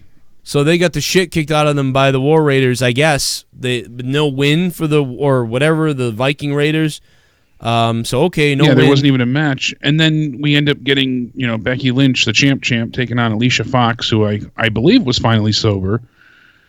And that was a shit match, followed by one hell of a freaking botch. Lacey Evans breaks up the match with the women's right, move there, and she missed her by a mile. And Becky... I don't know if you caught it, but like she barely like got her hand by her top of her head, like close to her forehead, and then Becky kind of like turns her head and then like, oh shit, I was supposed to get hit, and goes, oh, and then falls to the ground. Dude, the repeat of when they like did it again, so they can show it off in video packages and vignettes and stuff. That was why they made them redo it. Was better, but the initial hit to cause the DQ for the match was ridiculously. Becky botched. Lynch sucks. Becky Lynch sucks. Change my mind. What match has she been in that's good? Somebody find me a match that Becky Lynch has been in that's good. Even from this year, I liked her and Asuka. Her and Charlotte have put on good matches. When? Multiple times when they've had good matches. It's just that it gets tiresome being just them two. No, but I don't feel like she's a bad performer at all. I feel like she's good in the ring. But like I can't. I'm just getting tired of the man gimmick. It's kind of just going nowhere at this point. It's been floundering. She had it right. They had gold at one point, and it became so muddied and convoluted that it just took away from the angle entirely. I think it's become horrible to me. It's the little things like, oh, they had the police angle with the three of the women, but Vince McMahon gets assaulted. He's not a wrestler, and he himself gets assaulted by Roman Reigns. And now we'll see if Roman even gets a repercussion. We'll see if he's That's fired. When they should have the police angle. That's when he should be arrested. That's the kind of thing. But they've already done that with Roman like twice now. And no, I know, but I'm saying just in the general sphere of wrestling, like these are the problems that they have. They don't follow their own rules that they make. So if I was Vince, what I would do instead is I would have, a bunch of wrestlers hold down Roman. And if I was Vince, I would slap Roman in the face. And I'd have 3 wrestlers holding Roman while Vince McMahon just, son of a bitch, fucking slap. And he's just slapping Roman Reigns over and over again as Vince while wrestlers are holding him. That would actually might get Roman cheered. And would get maybe. Vince booed, maybe. Like, maybe. I don't know. That would be more effective than the police gimmick. If the police come out and arrest Roman, I bet you there's not much of a fucking response to that. But if you had wrestlers who you hated, like Baron Corbin and a couple other people, I know it's a different show, so it's not going to be on SmackDown. But the guys that nobody fucking cares about, holding them down, and then Vince fucking slapping Roman in the face and across the face, I'm going to slap you so hard your cancer's going to come back. Like, and he slapped him across the face. Like, you might get heat, maybe. Maybe. I don't believe I wouldn't even do that. I wouldn't do anything like that. But I'm just saying, if you really wanted to in your events, that'd be something that might work. Ricochet, Robert Roode, I just can't believe it. Robert Roode beats Ricochet. This Monday Night Raw was a fucking garbage dumpster. Number 1 contenders match, AJ Styles versus Baron Corbin. I missed it. So... I've fallen asleep. It wasn't a bad match, but really quick, too, before we get into that, we have to hear the stupid, sound effects that Vince added to all of Ricochet's entrance as well. Like, even more so, you notice more of the stupid, the gunshots over and over. Oh, it's awful. It does it before they start now, too.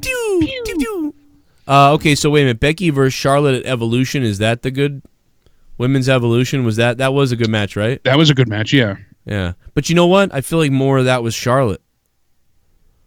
No, I would split that down the middle personally. Well, that's you have to, I guess. But I mean, that'd be it then, I guess. But I mean, Charlotte's been even in a lot her of and good Asuka at the Royal Rumble was good. I enjoyed Becky and Asuka. I feel like she's had good matches and she's competent in the ring and she can be entertaining. It's just that I feel like this gimmick's just maybe it's recently, but I mean I think you're just tired of her at this point. Like it just got to be. But recently, what has she done? Like I don't know. I just there's nothing that's excited me yet about her. Well, that's the thing. Like the Rumble win was exciting, and then everything from there just became what Rumble win? What are you talking about? She lost at the Rumble. No, the Rumble. Oh, winning the Rumble, yeah. Oh, yeah. See, I even forgot. I remember she lost the Rumble. Yeah. Lost at. Well, that's because they devalued the Rumble for so long by taking her out of it, suspending her, all that shit. She essentially had the greatest beneficial Rumble win of all time because she got to face not one but two champions in the same night. Right. She got that was the money. Greatest victory in the Rumble in the sense of like payoff wise, what you receive for winning. She had the most valuable Rumble, win of all time because she got to go for two belts. Didn't Triple H win the Rumble where he faced Jericho for the undisputed titles? Well, yeah, but I'm saying you're facing two champions. Like those came as a pair. You were going to win the undisputed title, yes, but Yeah. People Okay, had the undisputed title where it's 2 different belts, but those were one together. She essentially won 2 titles in one, match. Theoretically, that was like the most beneficial Rumble win ever. And they didn't even really get a chance to play it up as that because the title was won a week before. It felt like, and they threw it all together, and it was so confusing. They did this to Sasha too, by the way. To me, Sasha Banks was a fucking star. I own a Sasha Banks T-shirt. She gets to the main roster. So does my daughter. My daughter loved her, and then she soured on her. Turns to shit on the main roster. Every woman has turned to shit except Ronda and Charlotte. And here's the thing: it's because, they try and they play it well. I'm trying to find a way to word this properly. Like with Charlotte, because you're supposed to be sick of her because she's a heel, so it works. Anytime she's a face, it does not work at all. You can't have robotic pain-in-the-ass Charlotte be a positive thing.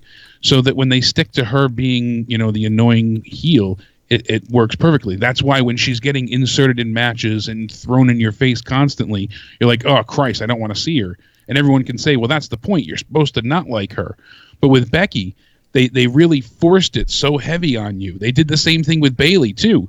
They forced her so heavy on you. Everyone loved Bayley at first. People were enamored with her.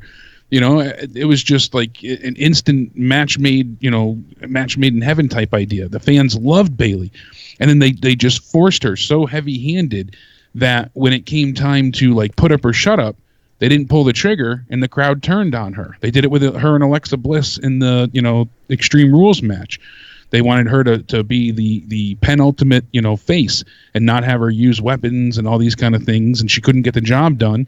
The crowd turned on her. She never recovered, really. That's the problem with Becky. They made everyone kind of sick of the angle going into WrestleMania. They're like, all right, we got the man. This is going to be a great victory. She won the Rumble. I cannot wait to see this. And then all the shit happened. She's suspended. She's in the match. She's not in the match. They insert Charlotte. Yeah. Now they're getting arrested. Now people soured on it. They just didn't care as much because it was overplayed. It was so they get something way too that much. Has a natural, good-natured feel to it. And then they're like, oh, shit, this is working. And they overdo it. They overkill it so quickly. They hammer it home and they force you to if you don't love it, we're going to make you love it, goddammit. And then people get tired of it and they turn on it. So that's my worry with Kofi now. They're celebrating so heavily. Now he's down Big E. I wonder if they're going to have the same... it's going to be fun to see different people in the New Day, but it's not going to have that same feel going forward. So unless they give him some really good feuds and, not cover his ass by 2 other teammates going forward, they're going to lose, the powerhouse they have with his name as well.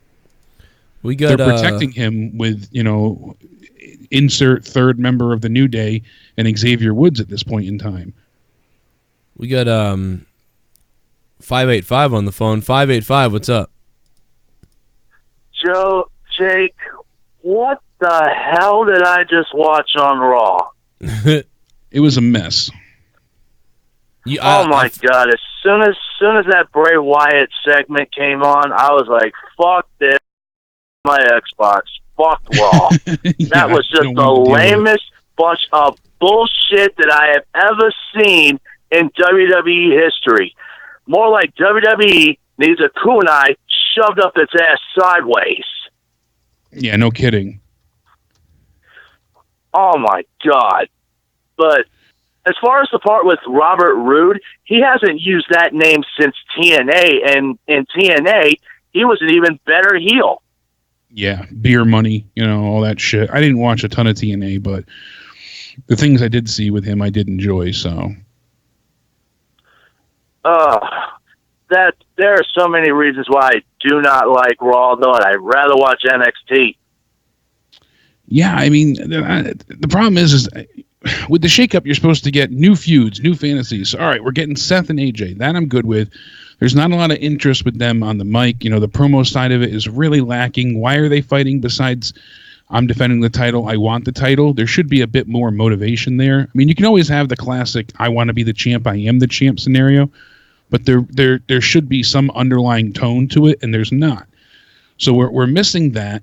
And is there any other feud on Raw right now? Besides, I mean, you could say Lacey Evans and Becky Lynch, but besides that, Everything else is throwaway. Are we going to get a feud out of Ricochet and Robert Roode? I don't know. They might just forget it. The tag teams, they went from heavily focused on the Revival, and then, obviously Aleister Black and Ricochet going for the belts.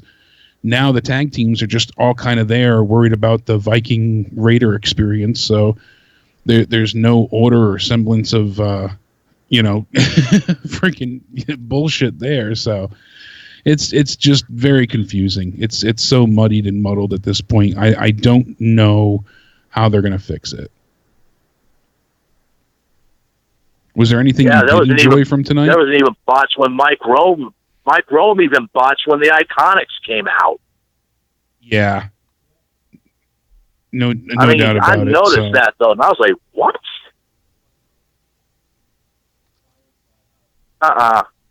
Bad idea. Yeah, I mean, we'll see what happens, but I like the Iconics. I do, and I mean, we've said it before. We've hammered this home enough with Peyton Royce, but both of them together, they have that certain something. It's just because they have such charisma, and you can tell they are best friends. They can finish each other's sandwiches and sentences. We have that really decent ping pong effect. They can go back and forth without any hesitation, without any real thought to it. So what they do feels natural. It is a true friendship between the two. So when they present that on TV, it's very easy for that sense of camaraderie to be conveyed. And I appreciate that fact. That's what makes it more interesting. The insults they put out and everything that they say is easy for them to seem convincing. So I'm all for them being champions. I don't know why Naomi would get a victory over one of the tag champs. I hate it when they do this if there's not a payoff for it. The broadcasts, all of commentary were like, oh, well, Naomi has the number of the Iconics. Why? Because she beat one of them in a singles match? They're tag champions, not singles champions. So for them to say this, it's extremely moronic. But I don't know why they always continue to go down the well of, we're going to have our champion lose. They did it multiple times in the past few weeks for no payoff whatsoever. It's very, it diminishes the title. Oh, you can't win, any match unless it's a title, defense. It's asinine. It just makes them look like paper champions. So I don't know if there was anything else. Bottom line for me, Jake, I say fuck this Raw, though. In my opinion, I give it like a 2 out of 10. I hate to be that low. I can certainly see why anybody would be that negative. As much as I didn't care for, the first triple threat match with AJ, Samoa, and Rey Mysterio, I did like, when AJ Styles, he basically caught Rey Mysterio, powerbombs him onto the mat, and then powerbombs him onto Samoa Joe, which I think is the moment that Samoa Joe got busted open anyways. I mean, his nose was bleeding, not heavily, but it was noticeable when he was walking up the ramp at the end. And I mean, that Tower of Doom spot was pretty cool too, where Joe backdropped both of them from the middle rope. So I mean, it had its moments, but I that was okay. The Naomi and Billie Kay match was a joke. It was a minute long and pointless. And then you have your champions losing. The Miz, Drew McIntyre, and Baron Corbin, I liked that match much better than the first one. Just me personally. I know Joe liked the first one more. But there were certain spots that were really cool and a lot of fast offense, and the Miz trying to go ahead and, really save his ass there. I thought he was going to win. Even Baron Corbin, he got that really good deep 6 for a super close 2 count. Talk about a near fall. McIntyre, caught Miz with the Claymore, and I'm like, oh, there we go. That's going to be it. And then Baron Corbin, sends him out and steals the pinfall. So a decent win for Baron Corbin, obviously. Drew McIntyre can have the right to say, hey, that was my win. You stole it from me. So him and Baron Corbin can kind of face each other going forward. But I hope in the long run they give Drew McIntyre more to do. He really deserves a proper run for the title. I was kind of hoping that this would be the time, but unfortunately they're not going there yet. I truly had felt and hoped that they would wait on AJ Styles, kind of build it up and have them, him and Seth face each other at probably like a SummerSlam scenario, but that's not what we got here. But all in all, I don't think I can go that low tonight because both, triple threat matches were decent. You got a lot of good wrestling from, all 6 men there. I really enjoyed the second of the triple threats. Cesaro and Cedric Alexander was a good match. Again, not amazing, but they really, pulled out as many stops as they could. And like Joe had noted before, that uppercut that Cesaro delivered was brutal. Really, sent Alexander flying out of his shoes for that one. It wasn't what I had hoped for with these two, especially because they advertised it earlier, but it got Cesaro a decent push. You got to see what Cedric Alexander is capable of. And Cedric isn't that much smaller than Cesaro, but they really played it up with the cruiserweight underdog feel. And the roles that they had for the match were well expressed. So besides that, we got those 2 matches that were pretty good. And even, Robert Roode and Ricochet, their match was good. So you had, 3 decent matches. I'd probably give tonight a 4 all in all. But I could see why anybody would go a little bit higher or probably down to a 2. I think I'm going to go 3 out of 10, but only because I was sleepy. I think it was probably a 4, maybe a 5. Maybe I'd agree with you and give it a 4. I'd be the one copying you tonight. I'd give it a 4 maybe. And yeah, I could see that either which way. And again, it's because of the wrestling was okay-ish. They took a chance with Bray Wyatt. Those are the only reasons why I'm giving it some kind of positive. But I still think it was a sleepy show because I wasn't sleepy. I got 9 hours of sleep last night. I woke up and I got 9 hours of sleep, and it was in the day. I slept late because Leah, took care of everything in the morning this morning and let me sleep. I don't usually get 9 hours of sleep, and I did today. And so the fact that I fell asleep during this show, there's something up with the show. It wasn't me. It's the fucking show. Cesaro, they did make Cedric look good. That was the good thing. They made him look as strong as possible. He just made a mistake at the end and got the uppercut. So I appreciated that too. I don't think there's a whole lot in store for him. I don't think he has the flair for this. He's not. I would certainly rather see Cedric out there than any of the Lucha guys anymore. I don't care about that. So I would rather Cedric out there, but he just, to me, doesn't have the look and the feel. To me, at this point in time, he's not a cruiserweight that can transcend the 205 namesake. Like Ricochet, immediately you were like, this guy is a fucking star. Yeah, like there was even a troll post the other day of Adam Cole saying, WWE tweeted out, "Oh, Adam Cole, welcome to 205 Live."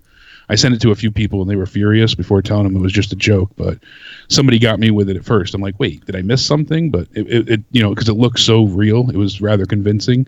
Yeah. But that, there's certain people in the cruiserweight division that you're like, oh, these people could be stars. And then there's people that come up that I'm like, I hope they don't go to 205 Live. Ricochet being one.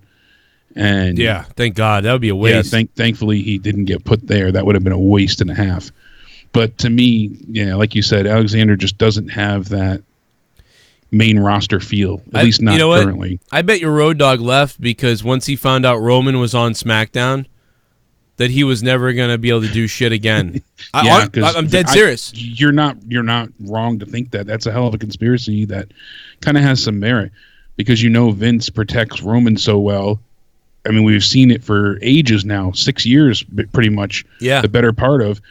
And, one thing you keep saying is like, oh, I take note in all the videos that you put out recently.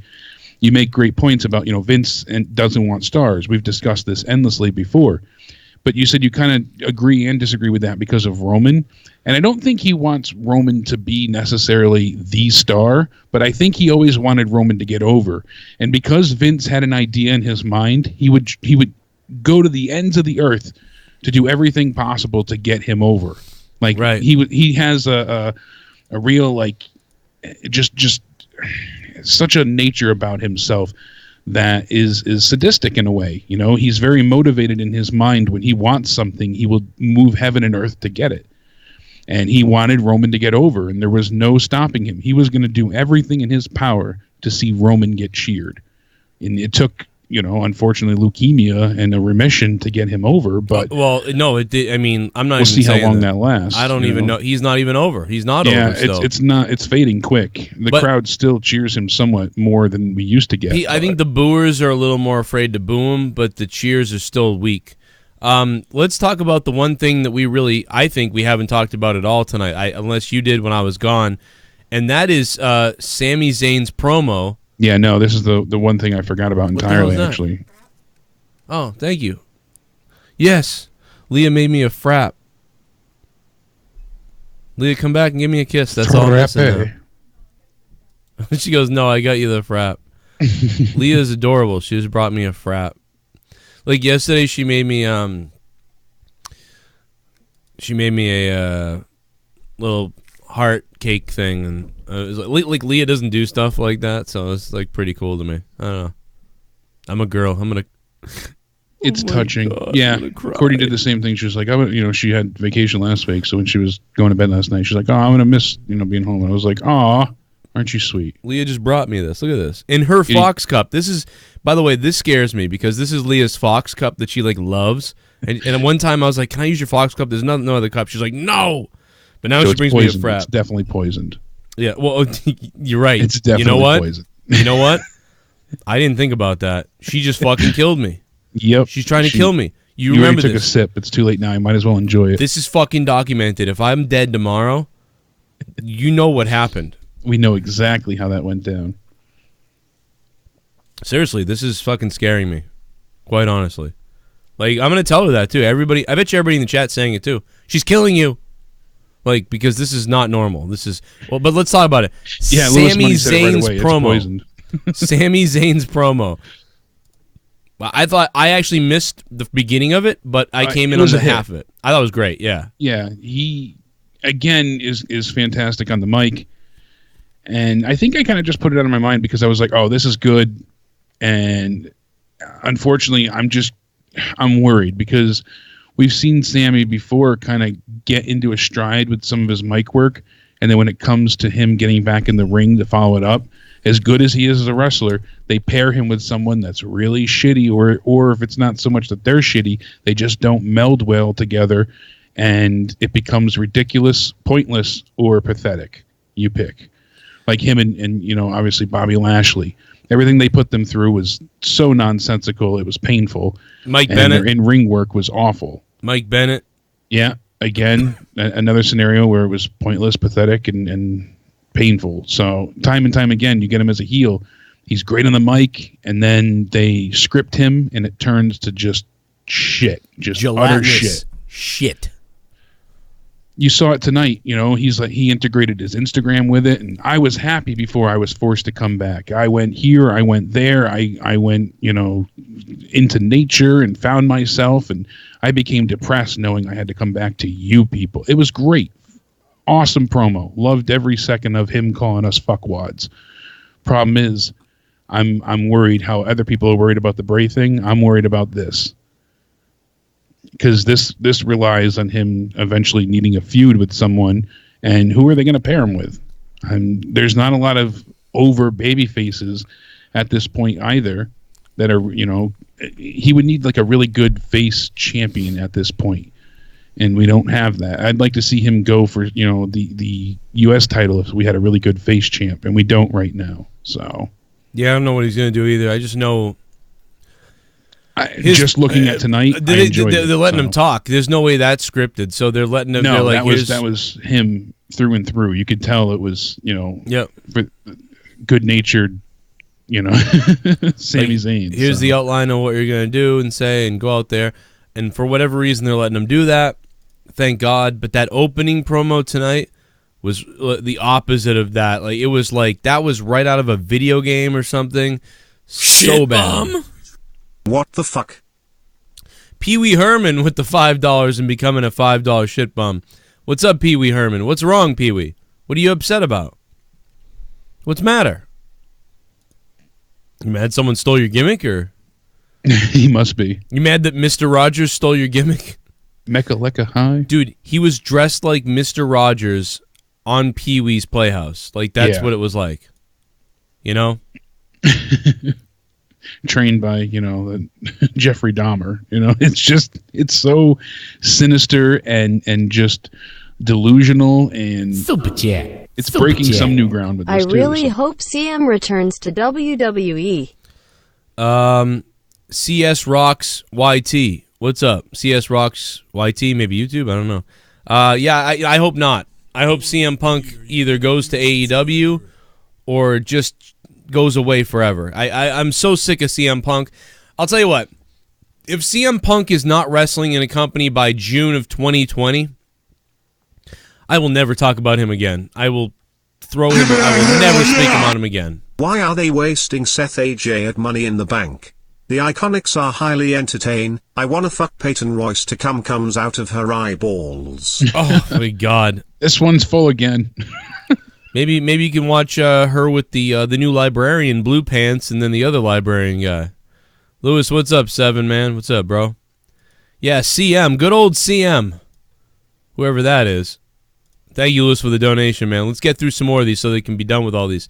Hear everybody's opinions. Party. What's up? Newsflash, Shayna Baszler is gay. He likes men now. That's true. Wait a minute. Newsflash, Shayna Baszler is gay. He likes men now. Spaz Phoenix, thank you for the $2 Canadian. Appreciate that, man. Yeah, it is a worry of mine of them wasting Seth and AJ at Money in the Bank. Because, Seth retains if it's a really good match, then what? AJ's going to turn heel on him, or is he just done? Or do they keep facing each other for months on end like they did with Nakamura? I mean, I don't even care, the matchups anymore. I just want no more scripted shit. Like, Rockman the Goat, thanks for subbing to the channel, man. What's up? Pour a drink. I don't care who's getting a push or not a push or who's I don't even care about that anymore. I just... Please stop with the robotic promos. That is murdering me. Figure it Oh my God, dude. What happened to this guy? He's done for. Figure it out. Finger it out. Finger it out.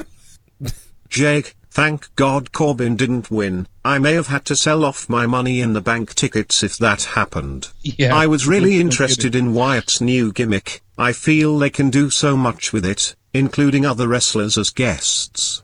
Mercy the Buzzard, I popped. I popped for Mercy as well, Deftones. At least I got to see it Money in the Bank, because if Corbin was winning, I'm right there with you. I would have been like, sorry, Danny, not happening. Deftones, thank you for the $12, man. Figure it out. What happened to him? Yeah, again, he's fingering it out in the back in Vince's ass. That's no, I mean, you know what I'm saying? Like, this guy comes out, stares in a mirror, yells 6 months ago. Then he disappears for 2 months. Then he comes back again, disappears, comes back again. Then he comes back again last week with blue shit all over his eyes, or a mirror in the mirror. Where is he now? Yeah, he's just non-existent. What the fuck is the point of all this? That's what the fuck the point is, Vince. No, what in the fuck are you doing, Vince McMaggot? I'm calling you Vince McMaggot now from now on. I'm calling you, I was a Navy SEAL. I'm calling him Vince McMaggot from the now on. I finally tuned into Raw last week and I saw a guy screaming into a mirror. Figure it out, he kept saying. And then this week I turned it on. Not one comment about it. Where did he go? What is he doing? I have no idea what Vince McMahon is doing, but I think something's wrong with his head. Where is the guy? Why does he... What is this? Is this a joke? Is this a joke to somebody? And I do picture Bray Wyatt having guests on, say hi to Mazzy Fluff Cakes right there. Anyway, our first guest is, whatever the fuck. And then, at the end, he cracks a fucking plank over the guy's head or whatever, then beats the shit out of him on the set. Yeah, there could be a bunch of really cool things with this. So. And then he starts sending people, an invitation in the mail. I mean, there's so many things, but it's going to turn out shit because they don't know what the fuck they're doing, usually. They come up with a good idea, it seems like, because they've done it a million times. This is the example. Mojo Rawley screaming into a mirror, "Figure it out!" That type of shit. You gotta stop doing this. You gotta look in your. You gotta figure out. You gotta figure out what's going on. You can't do this anymore. I can't do it anymore. Like that type of thing. Like it's like, wow, that could go somewhere where he's like a psycho, or he's losing his mind, or he's cracking up, or whatever. Wow, that's gonna be great. Where does it go? Nowhere. Where does Matt Hardy go? Nowhere. Where does anyone go? Nowhere. Now, maybe because Vince apparently must be behind this big time, maybe it will go somewhere. Maybe. Because only if Vince McMahon is behind it insane does anything go anywhere. And it usually ends up going to the shitter anyway.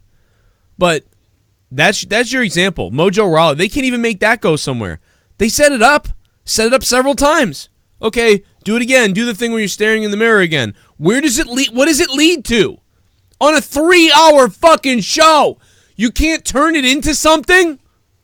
Yeah, you can't have just a little bit more or anything. You can't have somebody walk by or be in the background like while Mojo's staring at the mirror, sees himself in the reflection. I'm getting sick of this! Yeah, I'm not out on TV. And I'm not even on the posters. I'm not, and he can go into it. Why can't? What do I got to do to change? What do I got to do to make myself more? And you know how funny it would be? Out how to, you know how funny it would be, Jake, if somebody was in the background, appeared in the mirror, and was looking at it, was like, what the fuck? Like, Jesus, what the hell is wrong with you? Yeah, just have people, looking onto him and have him snap. And then have the guy be like, what the hell? What the hell? He tells you don't see the reflection, and then he drags them over to the mirror. You don't see what I see, and he smashes their face into the mirror. Great. Yeah, dude. That's it. Like, and he turns around and the camera sees him turning around. He goes up to the guy. You don't see it, dude. I don't know what. It sounds like you're yelling into a mirror, bro. You don't see it? Come over and look at this. And he's like, look at it. All right, I'm seeing. Boom! Like you said, smash the fucking mirror over the guy. The guy's busted. Like, maybe they can't do blood, so whatever. But the mirror's cracked in half and into pieces, and is just beats the shit out of him. And then that leads to a feud. He keeps doing the mirror thing, and that's the first step. Then the next step is like, now he's got a new mirror, and the mirror is like not a normal mirror. It's like glowing. And it's got weird shit written all over it, and it's like a gothic mirror. Like, he had a mirror made. Yeah, and then he brings it to the ring. Bad luck, you broke the mirror, you got bad luck. He takes it to the ring with him, and then he puts it outside the ring. And before his match starts, his next match, he gets out of the ring and looks in the mirror and starts fucking screaming at it. I'm gonna go in there. I'm gonna do something. And then he fucking goes, and the guy in the ring is like, "The fuck is going on?" He gets back, he gets in the ring, beats the shit out of the guy. You know what I mean? And then when he's done with the match, he just gets out, and he immediately goes back into the mirror and stares right into it, and he just fucking breathing hard and acting fucking crazy. And then he picks up the mirror and leaves with it or whatever. Dude, just have the mirror be a prop for him, whatever. And he's staring at the mirror. And he writes hate on the mirror or no more on the mirror, leaves it there, whatever the fuck. Just do something. Do something! See, you brought this up before, and I wanted to find it. I wanted to get the quote right. Mark Henry was on Busted Open Radio, and he says that when Sami Zayn came back this year from his rotator cuff surgery, that the fans were, cheering him up and all that. They didn't know that he was going to cut a promo like this. So all the insults and everything that he said, the reason it seems so real is because it was. So Mark Henry says that was not written for Sami Zayn. They said, "Sami, how do you feel about this situation?" And he let the world have it. I walked up to him and I said, "Man, who the hell are you? Where has this guy been all this time?" So that entire thing, like you said, doesn't seem like that was written for him. That's because it wasn't. And Mark Henry said, where's this Sami Zayn been? This is great. So Sami came out on the mic after he had his match. And when he first turned on the fans and everybody thought, that wasn't, it was unexpected. That was him. That was his call. That's what he decided to do. He took a chance, got on the mic. They said you could say something. They didn't know what he was going to say, obviously. And he went for it. And it worked. What do you mean? This is what happens. You mean the heel promo? You mean the heel promo the other night? Yeah, the first heel promo that he cut when he came back. What do you? I don't believe they planned him turning heel. But they didn't know what he was going to say. They said right here, that was not written for him at all. Yeah, I believe it wasn't scripted at all. They just said, then you're going to flip on the crowd and be like, oh, you all so suck. everything. So take a chance is what I'm saying. You know, everybody goes for this shit. If it doesn't work, guess what? That's the great part about wrestling. There's always next week, you know, and you can. But not enough stars, like you said, just they don't take a chance. It seems like they're fine with this scripted shit going week to week, and then they complain on Twitter, oh, I'm not being used because I'm not over with the crowd. And well, all you need is to fight for that mic, you know? There's got to be some want and desire for change. Right. There really has to be. I know it's hard at the same time, and it's difficult to get yourself over, and it's hard to get mic time and whatnot, but Vince wants to see you, you know, it's always that brass ring comment. But there are ways to do it besides complaining on Twitter. Yeah, I mean, or just attacking people on Twitter doesn't work. I mean, I can't help it sometimes. I just get so goddamn pissed off. But yeah, I attacking people. Yeah, but we're also not employed by the WWE. You know, that's the thing, and you're not, you know, employed by the people that you're shitting on. They don't listen to you too. Like if you just are a shithead, they don't listen to you. But sometimes when you are a shithead, they respond to that. Like, and whereas you say other things you don't hear back, so you start realizing, oh, if I'm a real dickhead, people are gonna listen. What's worse, WWE's still making Braun Strowman a punk bitch and not in either triple threat match. Past year 10-year-old tag partner at WrestleMania announces he's cashing in his mic contract and loses IT. That's feud it. with Corbin and wasted SNL WrestleMania 35 feud. Announces he's cashing in Money in the Bank is the winner. Haskell, thank you for the donation, Haskell 420. Love you, Haskell. The minute Braun did that, I never want to see Braun again. He's an idiot. Super chat. I hate Braun Strowman. He's a horrible moron. Ryan Satin posted something on Twitter about crazy creative decision Vince wanted to make to a superstar, but hasn't elaborated further. What could it be? Why hate? Thank you for the 5. Could be the Bray thing, but Ryan Satan posts a lot of stupid shit on Twitter. You know what he should post on Twitter? I'm a scumbag. That's what Ryan Satan should post on Twitter. I am a scumbag. Feel free to tweet that, Ryan Satan. Whenever you hear this, you daffy SJW cringy piece of shit from California. God damn, is he a piece of garbage. What else we got? MD Summon. Thank you for subbing to the channel, man. What's up? Welcome to the Joe Cronin Show. We're live after Raw. We'll be live tomorrow after SmackDown and Out of Nowhere Wednesday. And I got Thursday Night Throwdown on my other channel and Monetize This on Friday. Last week we had a pretty good episode of Monetize This. If you haven't seen it, make sure you watch that. Top 10 for sure. That announcement with Vince Hunter, Stephen Shane on how fans are now in control we knew was a lie. New matchups, stars, blah blah blah. But with bad creative, no matter what they do, without creative it's clicks and catchphrases matter. Fuck. Yeah. It really is bad. Haskell. New superstars, a little bit, yeah. They did bring up some superstars. You can say that a little bit. Oh, big whoop! You know they were going to come up regardless. Yeah, they were for the shake up or for that. Exactly right. They're coming up anyway.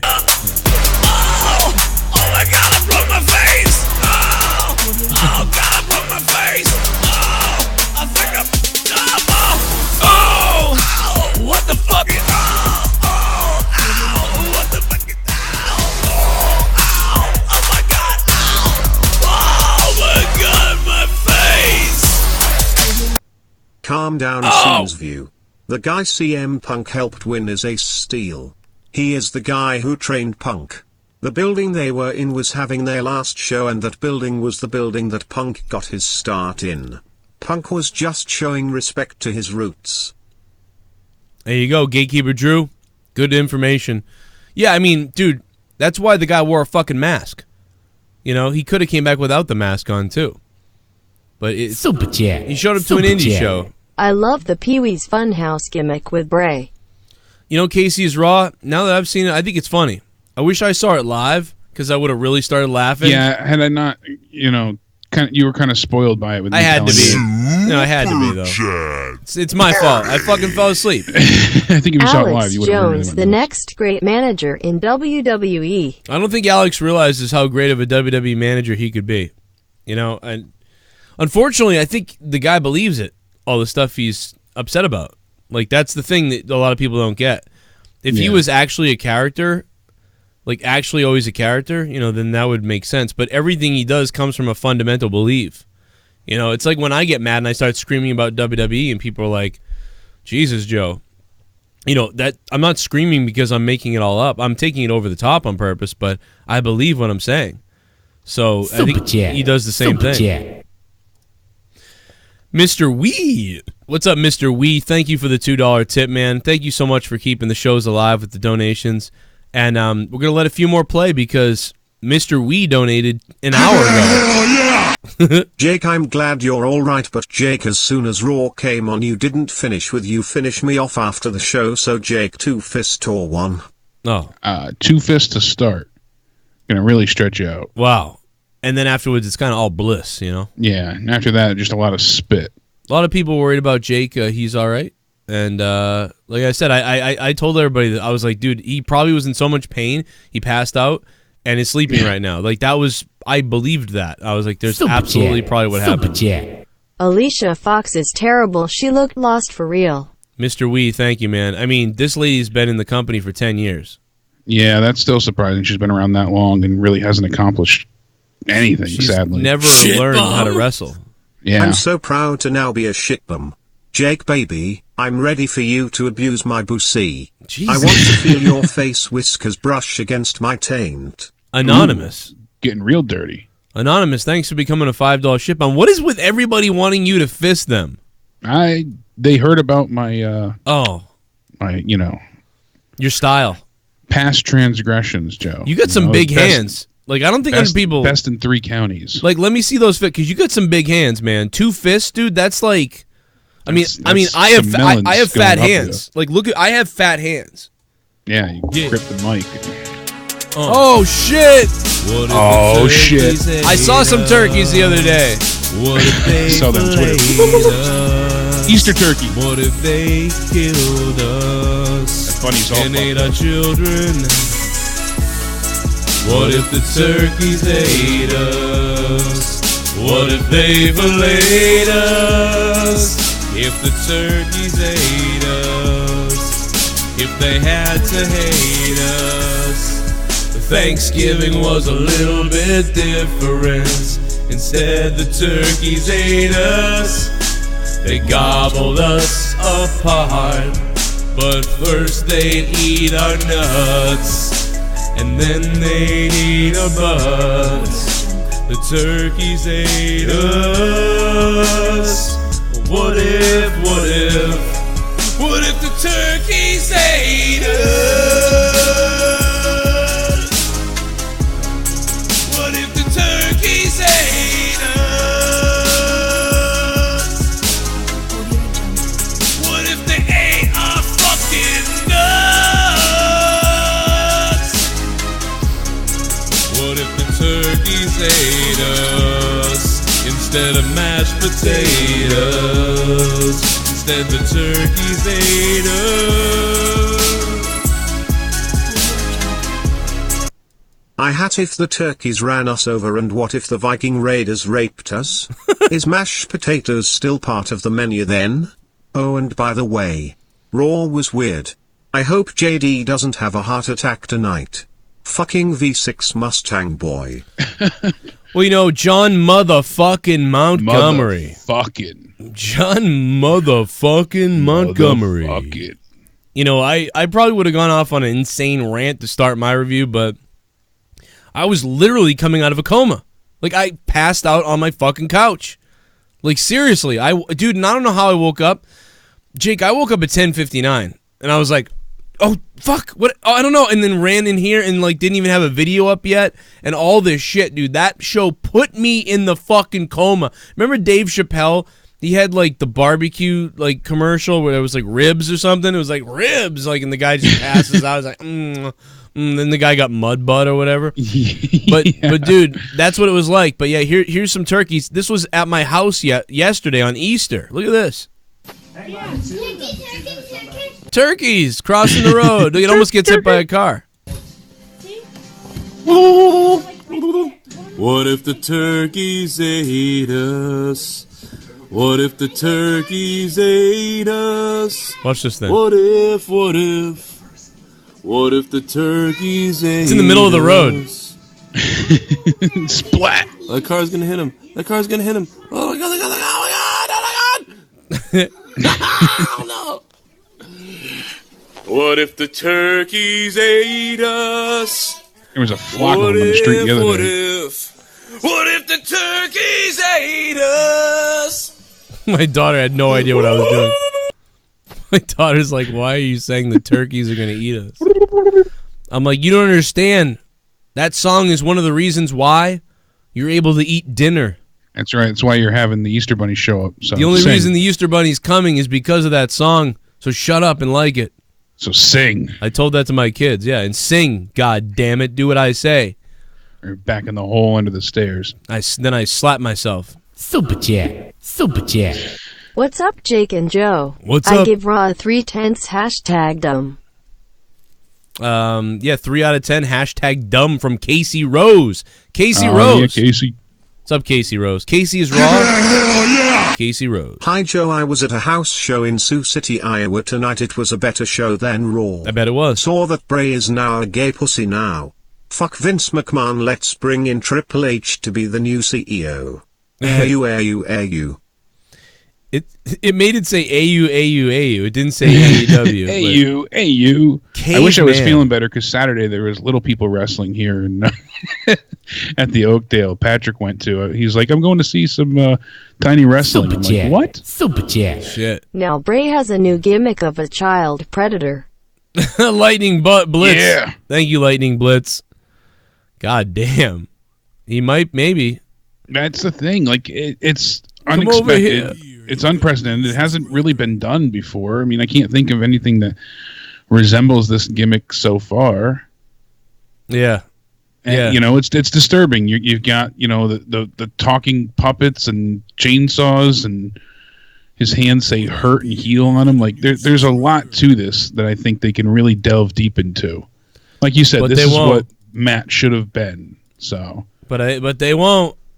I'm sure they won't, but I'm trying to be as optimistic as I can about the one thing that's interesting me currently. So I said originally when we saw the box with the buzzard and that, you know, Mercy the buzzard we know now, I was like, this is interesting. I'm liking And this. it's dressed like Waylon Mercy. Yeah, and it's only gotten better from there. Alex to me. plays. Thanks, man. So we'll see what happens, but Super Chat Party. Good old Dickie Nas. Joe and Jake for creative. Fire everyone else. Damn, Dickie Nas, that'd be great. I would love to. Well, if I was on creative, I would take Jake and me, and I would hire Connor. I would hire Connor, and I would actually hire Vince Russo and Jim Cornette. I would hire. They'd kill each other. Well, they don't have to be in the same room together.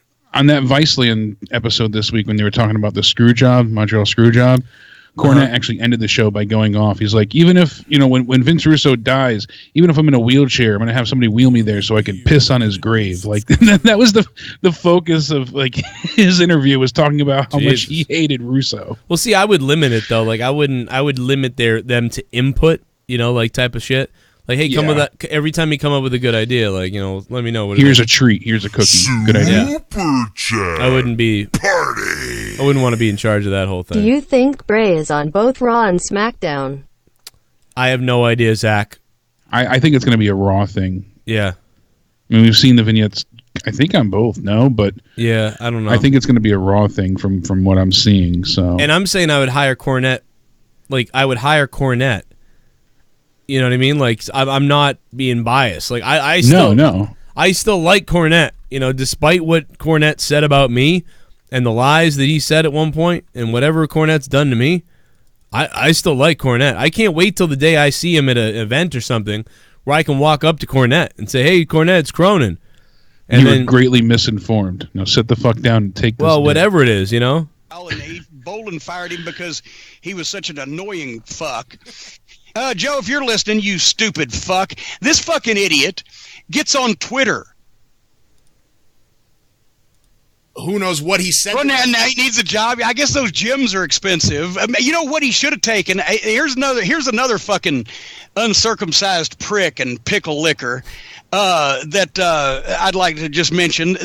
Joe Cronin. Remember, we talked to him once because he was Star Maker Bolin had him doing his show for a little while, and Bolin fired him because Joe, if you're listening, you stupid fuck, this fucking idiot gets on Twitter, and I have to explain, he looks like one of those guys from Long Island that wants to be a white rapper, but he's 30-something years old, lives in his parents' basement with the droopy cap and the whatever, but he thinks he's Howard Stern, but he's 30-something years old, lives in his parents' basement with the droopy cap and the whatever, but he thinks he's Howard Stern, and he's got a cool way of talking in the microphone, and he's a shock jock or whatever, and somehow or another he accumulates followers on. Yeah, I would hire that guy. I'd take him. I would totally, like, I don't care. Hey, Cornette, are you okay? You got cancer, Cornette? And I maybe definitely got maybe some. And I yeah, he might have a problem, you know. He was such an I annoying believe so. fuck. Joe, if you're listening, you stupid fuck. This fucking I love what he says. Such a classic. Joe, if you're line. listening, you stupid fuck. Like, he was such an annoying fuck. Joe, if you're listening, you stupid fuck. This fucking idiot gets on Twitter, and I have to explain, he looks like one of those guys from Long Island that wants to be a white rapper, but he's 30-something years old, lives in his parents' basement with the droopy cap and the whatever, but he thinks he's Howard always go to the Stern, basement. and he's got a Yeah, cool way of talking in the they always go microphone. to the basement. And he's a shock jock or whatever, and somehow or another he accumulates followers on Twitter's instead of actual people. But anyway, I'm going to talk about it. I'm going to talk about it on a real show like mine that people listen to instead of your fucking playtime in your fucking basement. But then he would get hot when we wouldn't answer him. Even fucking Morella's not hard up enough for money to answer him, right? And then it would get increasingly more desperate. What's the matter? You don't want dollar signs all the way across. This dollar signs doesn't sound good to you? Like, please, I'll blow you finally. It was. I did enjoy that after the first time I said, hey, would you guys like to come on the show? And they didn't answer. I did enjoy, like, trolling him. Like, I basically only sent him 4 messages total. I sent them one message that said... In the course of what, 2 days? Yeah, in 2 days. I sent them one message that said, hey, guys, come on the show. And then Morella followed me. Santino Morella followed me. And he actually responded at one point. He responded in the DMs. And then he said, well, you got to get Jim, too. So I said, well, no shit. So then I reached out to Jim again, and knowing Jim, Jim's lying that he doesn't know me but once. Jim knows who I am. And so Jim then doesn't say anything. So then I sent him another message, was like, come on, Jim, you don't like dollar signs? And I was like writing money, being sarcastic, obviously. And I'm like, do you guys understand the money in this type of a fight? Like, and I'm writing all this stupid shit, where it's like a troll. Like, I expected Cornette to be like, like, fuck off, or, yeah, give me $1 million. Or, like, to say something funny back or something like that. Probably about 4 times I tweeted the guy in 2 days. And that set him off into that. Like, that set him off into that. That's what that's the rant. Nothing else happened. Oh, I will say something else happened. I think Kenny Bolin at the time was not happy with me, so because Kenny was on the hate train for you because he doesn't understand how electronics work and can't do anything on his own. Right. And I think Cornette was on the defensive because he knows that if he did come on anybody's show, not just yours, right, with Santino, that he was going to look like an asshole. The situation was not favoring him at all because he went off the handle on Santino in a public place. Neither one of them looked good, obviously, but Jim really looked like a shithead, unfortunately. So if he came on, he was going to look stupid. He was going to have to really argue his point home. And whether he was vindicated or not for going after him, it was in a public place, it was filmed, and it didn't look right. So Jim was kind of getting heckled about it, and instead he turns the table with his fans and his, detractors by throwing them towards you. So... That was always my take on it. He found a way to spin it so that you look like the asshole, not him. Well, it's always easy to have someone else to blame. I think I'm doing a good job. I've had Bully Ray threaten me Bully Ray has threatened me at a show, but Raven, I fucked you. Raven, did I fuck me? Bully Ray threatened me at a show, but we got to give Bully Ray this type of credit, man. The Bully Ray's a different animal.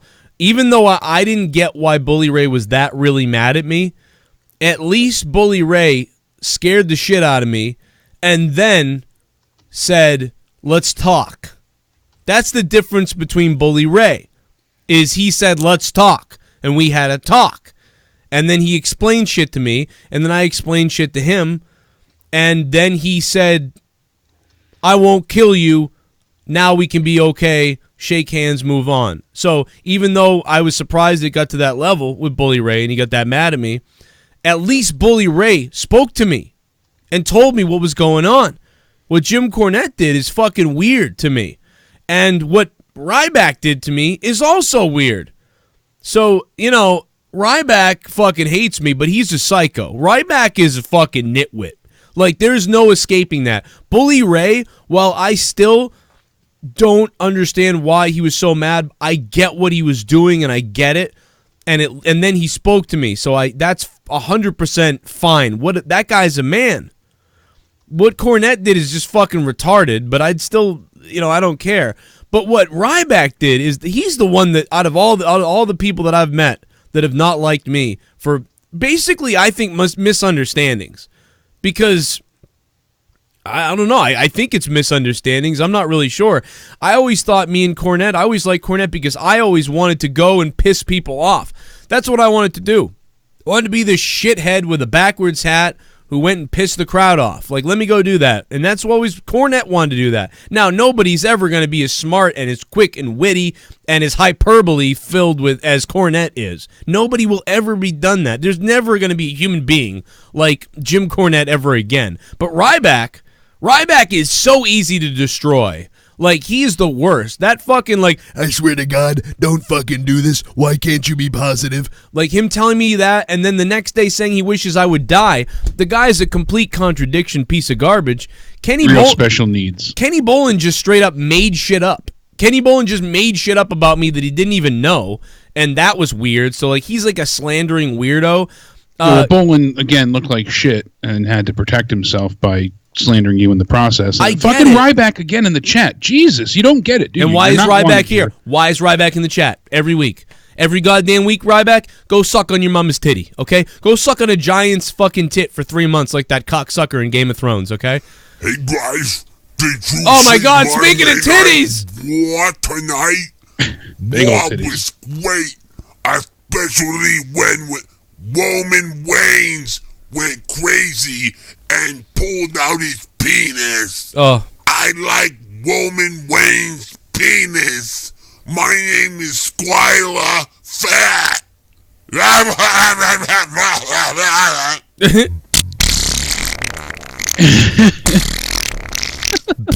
I swear you make me so horny it hurts. I don't want your tongue in my pussy. I want your whole head. Just fill me up while I cry from the pleasure and pain. Oh. My taint tingles at the thought of such a papa bear in me. Joe, oh God. He was such an annoying fuck.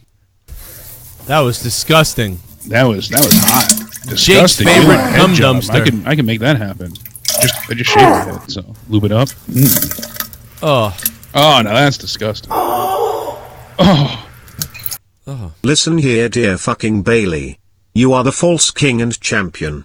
Thomas Finton is a model citizen of Black Mountain. If you dare come to our town, our local KKK. I mean City Watch with Hang Your Dear Licking and Shake the Mass. God. Also, it'll be at Wendy's. Oh my God. Oh, the town meeting's at Wendy's again. Gotcha. Mayor of Black Mountain, thank you for the Why do you let us know that they are not moving the meetings? The weekly meetings are at Wendy's again, folks. So if anybody wants to meet, it's a local Wendy's at Black Mountain. I hope you stub your toe, Tommy. And hey, Joe. I hope the turkey eats your fucking butt. Might feel good, smile. John Mofo Montgomery. Thank you, John. Mofucker. Also, shout out to Jake's favorite cum dumpster. What a name that was. God damn it. Maybe Cornette was right about the ICP fans. Guys, we're like, Jake's favorite cum dumpster. You know what that means? Sister? Do you know what that means? That means we're a gang now or whatever. Yeah, we're, according to the FBI, and Homeland Security, officially gang affiliated. Yeah, that's crazy. JCS Army is a legit army, I guess. I don't know. I have both the Cornette episodes where he shit on me on both Cornette episodes, but what I don't have is the one episode with Bolin where they slander me, because I know I saved it somewhere, though, in case I needed it for court. But because I saved it in case. I was probably on the old computer, I bet. No, I think I have it on this hard drive. I just gotta find it. It's a matter of where it is. They have it up somewhere anyway, where he's basically like, whatever. I mean, it was just funny how he was like, he takes the money and buys front row tickets, like all that sort of thing. Somebody once. Anyway, let's not go back into that. But anyway, Raw was horrible. It was fucking terrible. Raw was bad tonight. Fucking TSS just put up a Mr. Wyatt neighborhood. So it's Mr. Rogers' neighborhood with Bray Wyatt. It's Shit's a hilarious. beautiful day in the neighborhood. A beautiful day for neighbors. We also found out Ronda Rousey, she broke her pinky when she punched the table after she threw the table at WrestleMania. That's when she actually broke her hand. That's the injury? Yeah, she broke her pinky and part of her hand, I guess. Ugh. She said it was the perfect time to come in a little hot, and she had to do something. Remember when she chucked the table and she was like punching it at that point? That's when she did it. She actually thought about quitting in November because she wanted to have a family for a while. She said, for WWE plans, we want to have our baby first. I don't know what it's like to have a baby, but I could have the child and be like, fuck everything. I don't care about anything else but this baby. Or I could be like my mom. She trained when she was 8 months pregnant, and then she won the U.S. Open 6 weeks after having me. So that was unbelievable. She said, I don't think I'm going to try and aspire to her level, but you never know. It depends on how I feel in the future. That is a great call by her, because it's true. You really don't know what you're going to do. You may have the baby and be like, I don't give a shit about ever leaving this baby. I don't want to go anywhere. I don't want to do shit. I just want to be home with this baby. That could totally happen. Oh, absolutely. Yeah, like that, you don't know. You just don't know how your feelings are going to change. So that is really pretty smart of her to come up with that. And I think that's what's happening. Remember, she no-sold it earlier when people would bring that up. Because I think she didn't want to give away stuff for like Mania and whatnot. Yes. Because now in her YouTube video, with her update, she said an update from the Browsy Acres that she had on her YouTube channel. She talks about how she was going to quit back in November. And she said, when I originally approached WWE, I told them I'd only be able to wrestle from WrestleMania with Kurt till November. And she said I was only ever going to be able to do this for about 12 months. I want to have a baby. And then it snowballed, and instead of being a small detour in my life, my whole life became, wrestling, and I loved the company. I fell in love with it. And she goes on, I'm giving some direct quotes, but here she said, as time went on in the company, I was playing it by ear. I loved it so much. Then I got the title. It became a real responsibility to women, and that was also the possibility of being the main event at Mania, so I decided to stick around. So basically, they offered her the main event, and that's why she stayed. Remember she put over Sasha, too, in a weird way one time? Someone was bringing that up. Yeah. And I said, yeah, I remember that. What do you think about this Sasha stuff? Because to me, it seems like it is really interesting. I mean, some people came at me the other day on Twitter, and I obviously wasn't here for SmackDown Out of Nowhere, but they're like, oh, if this was anybody else, you're just down on her because she's a woman. And I'm like, that's ridiculous, because we said the same thing about the Revival. Quit bitching and, no, you guys are going to get yourselves separated because you're complaining. It has nothing to do with her being a woman. I don't agree. I think we've all been... I honestly think we all have been kind of weird about different situations, but I don't agree that it's because she's a woman. But it has nothing to do with gender at all. It's the way that I feel like when Neville did this, we were all like, "Oh man, poor Neville and Wyatt." But look at Neville's case compared to Sasha's. Sasha's been champion multiple times. Yes, I understand the gripes that she has. That's a great point that she has. But Sasha has so many more distinguishing accolades, and she's been a mainstay in the company for a long time. She's main evented pay-per-views. She's been the first many times for many things. First Women's Rumble, first Hell in a Cell, first, pay-per-view main event, first tag team women's champion, first, she did the first women's Iron Man. She headlined NXT TakeOver Brooklyn and New York and all. My God, she's had a shit ton. This is more like CM Punk. This is more like CM Punk then. Yeah, I think we said it before. And CM Punk got 50-50. Some people Exactly. were like, and I can hell understand yeah. a lot of CM Punk's points. He was tired. He was injured. He was beat the fuck up. He was worn out. You know, and he wasn't getting what he wanted. But God, that haunts me. Joe, I know what I said to Jake has turned you on, you raunchy slut from Boston. You like hockey, I like dicks long like a hockey stick. How about you choke me with yours while Jake obliterates my pussy? Leah doesn't have to know, of course. Well, all right. You know what Jake's favorite cum dumpster? You know, maybe I will. Maybe I would be into you. You know, maybe I would be into you. Especially with dicks long as a hockey stick. Yeah. Yeah. I'm packing 2 inches, but it's the width of a tuna can, so. Yeah, see, that's all you need. Because that's the spot that hits it for him. Yeah. So if you're rubbing in the back, it's curved like a hook too. So I mean, it gets you. I just got to go in at a weird angle. Yep. This is gonna be big, man. It's like a jackhammer. You got to really turn and pivot, but it's worth it. I'm telling you, if you're into trying new things. A jackhammer. But yeah, with Sasha, I mean, it's. I understand some of the issues she has. You know, with her basically stating that she drops the title all the time, never has a memorable reign. I mean, one point she held it for 7 days, then 22 days, and I don't remember the specific numbers, but it's always been a short title run. I understand that, and certainly she deserves better. But there's a lot of people that deserve better too that aren't complaining on Twitter and going off and sandbagging angles, and it's like I feel for her, I do, but I feel for a lot of the roster that haven't had half of what she's had, right, and have been more silent and continue to go out there and do their job. So if you're unhappy, then leave, take time off, take a sabbatical. But I don't know. I get it. I do. I quite honestly, with the insanity that we see on TV driving us mad, I don't blame anybody at this point. No, certainly not. That's what I'm saying. I'm trying to, toe a fine line here.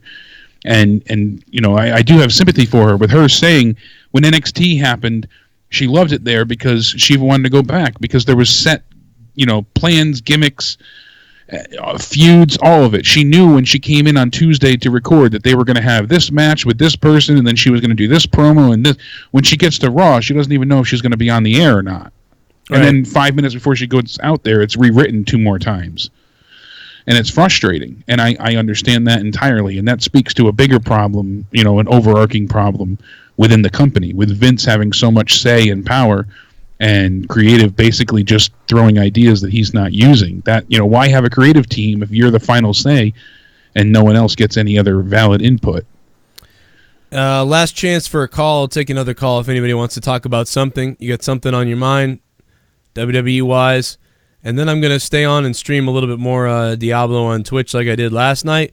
So if anybody wants to come over to Twitch, feel free. Make sure you follow me now. Twitch.tv/JoeCroninJCS. Live on Twitch, we're going to have a party.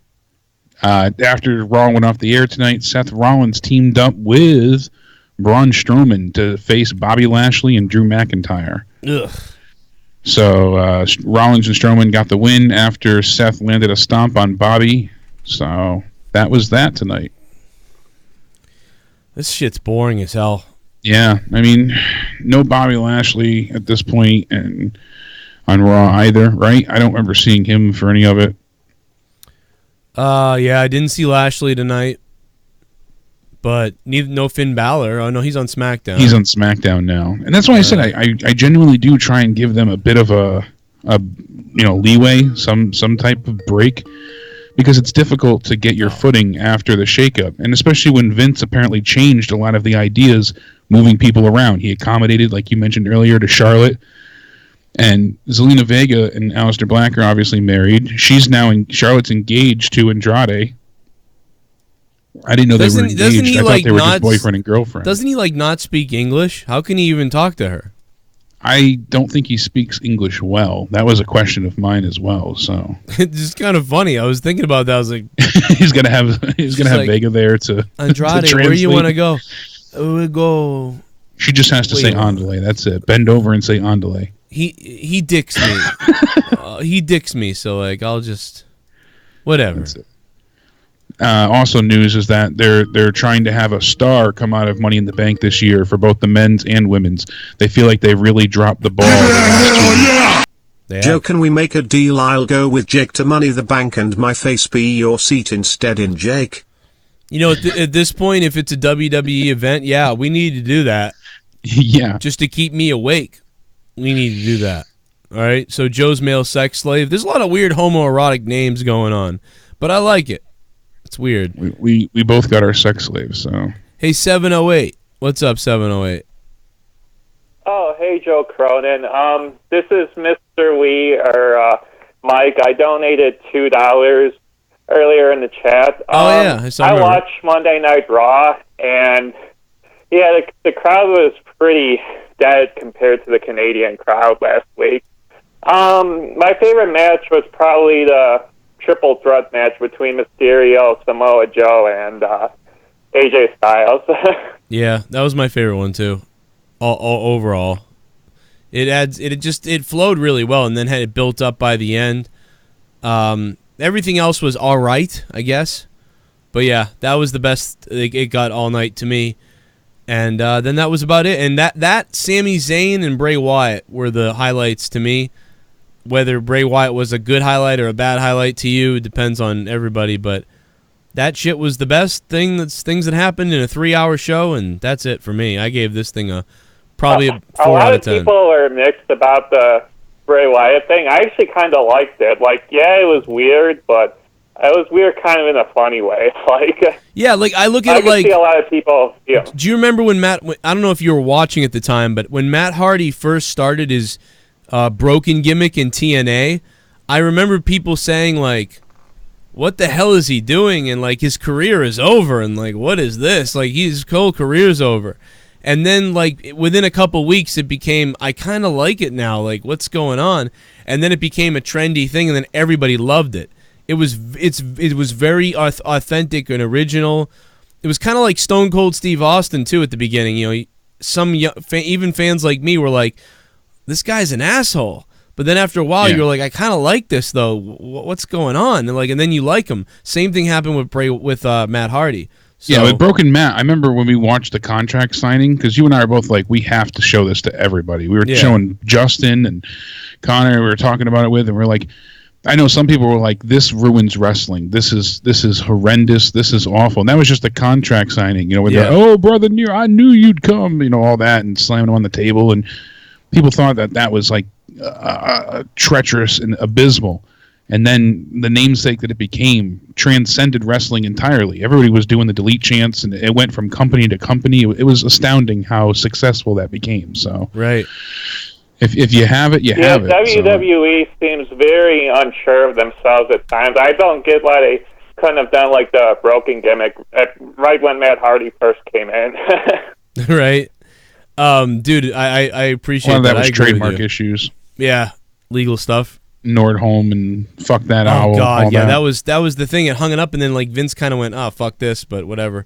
Hey, it seems like Vince didn't want it either from the get-go. Yeah, kind of like he was like, "All right, I promised them I'd do this stupid thing. All right, whatever." Dude, thanks for the call. Good call.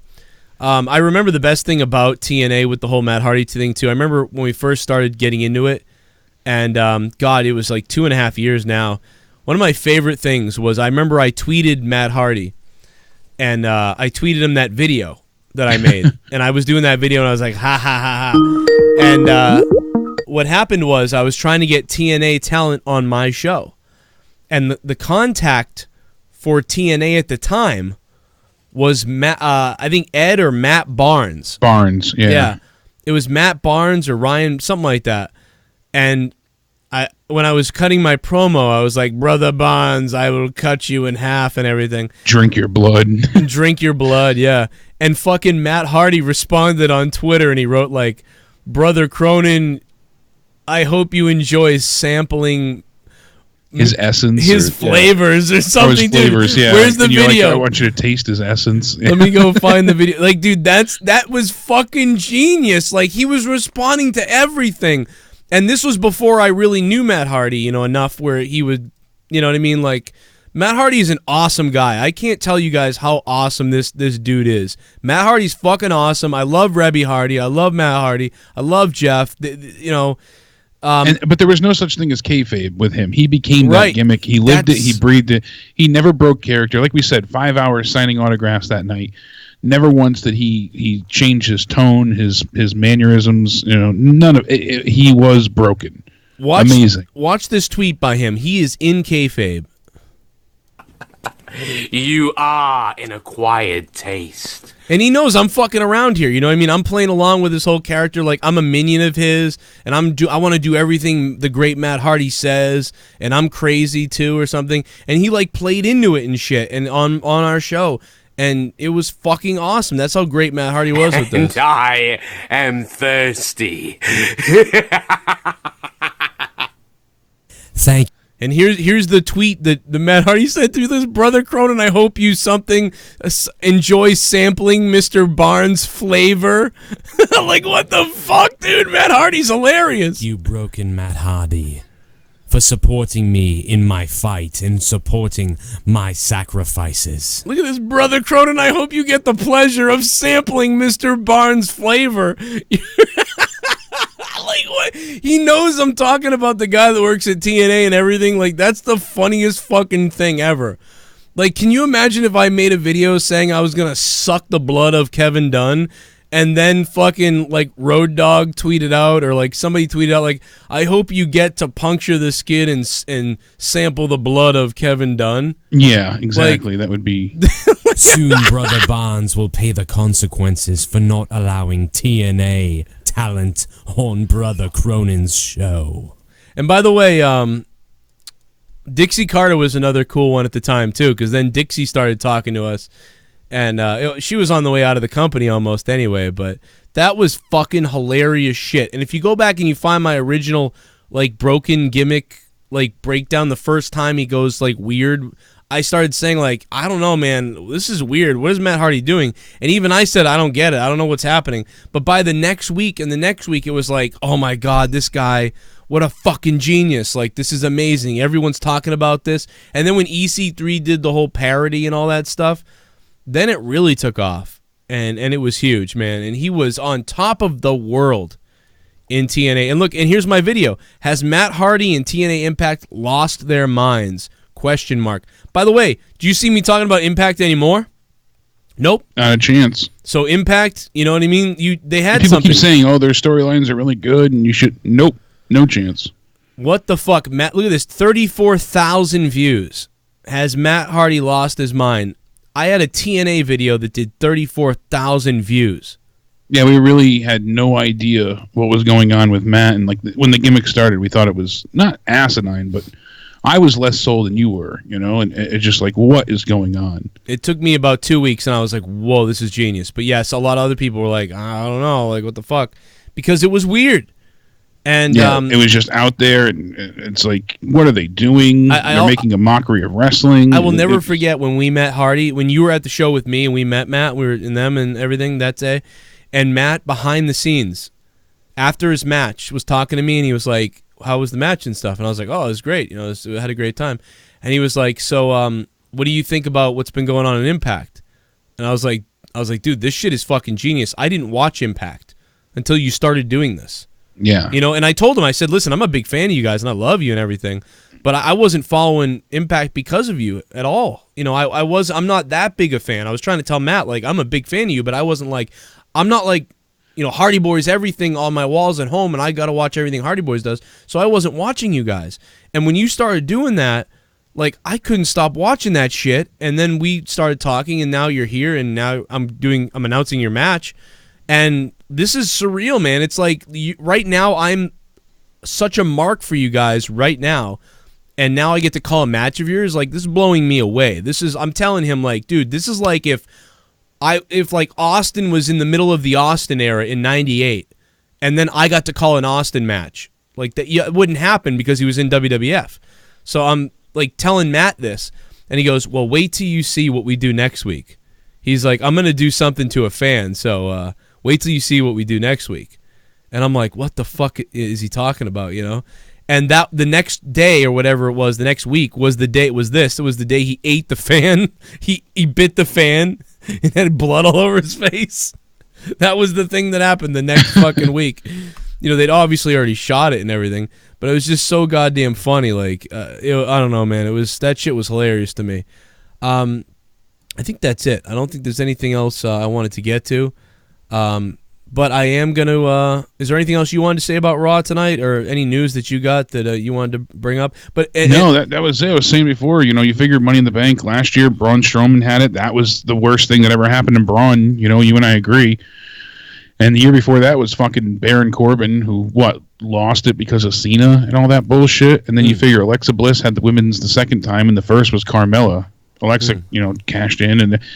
Carmella's was pretty much a joke run for a long time, so because of everything that happened with, you know, obviously outside interference and help, and they had to redo the Money in the Bank because of all the backlash. So hopefully this year it is, you know, something monumental like they say they're going for. Well, I am going to, guys, everybody, I'm staying live, and I'm going live on Twitch. I'm going to play some Diablo. Again, I'm going to do some Goblin runs again, hang out, mostly on Twitch. So if you're not on Twitch, make sure you get over there, but I will stay live here for a little while.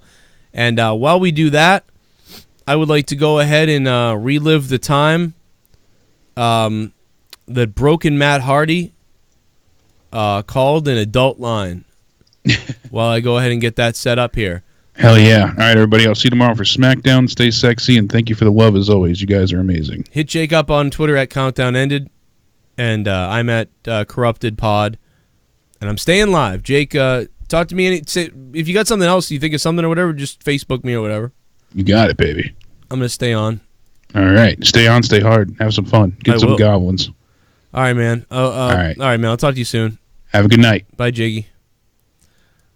Hope you had a good Easter, man. Yeah, enjoy. Let's get it going. Let's get it going, everybody. Pleasure in drinking Jägermeister. I like deer blood. Do I like deer blood? I drink that for breakfast every morning, actually, my dear. Nice.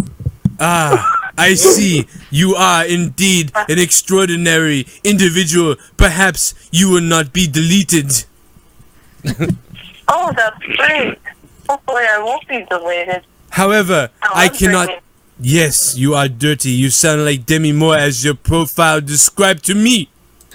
Oh, thank you. I told you. I like deer blood every morning for breakfast. Yes, I know a very dirty, treacherous human being known as Justin Bailey, who is in Indiana, and he hunts deer blood. He does not use all the meat, therefore he will be deleted! Delete! Delete! Delete!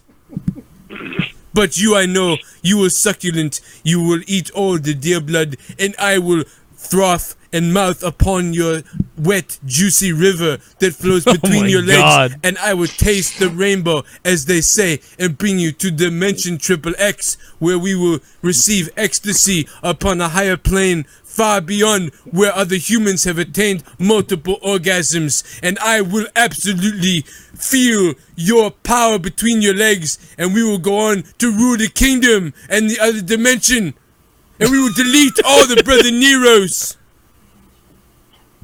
Delete all the Brother Neros. Delete, delete, delete, delete. Dude, she knew the gimmick or something. Like, how the fuck did she know that? Make them all gone. As we drink the deer blood every morning, it will make it stronger and stronger and stronger. Yes, yes. So we. 1 minute remaining. I'm 1 minute remaining. I'm not done yet. Where's my credit card? Where's my credit card? Oh man! And speaking of Bray Wyatt, how about the time that Bray Wyatt called an adult phone line? How about the time that Bray Wyatt called an adult phone line and wanted to talk about Sister Abigail? I gotta pay for this. I'm gonna pay for Let this. me get my credit card. Abigail. I want you to be my... Yeah, you are a dirty girl. I want you to be my Abigail. My sister. That's what I'm saying, beating my meat. That's what I'm saying. Okay. Say that you're my sister Abigail. Are you gonna be my sister Abigail?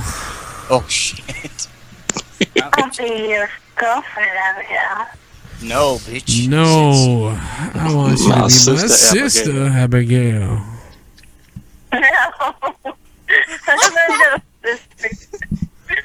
What about half sister? I want you to be my Half sister. Abigail. You can be my half sister Abigail. No. How dare you say no to the darkness? Be my stepsister. Don't say no to the darkness. Stepsister.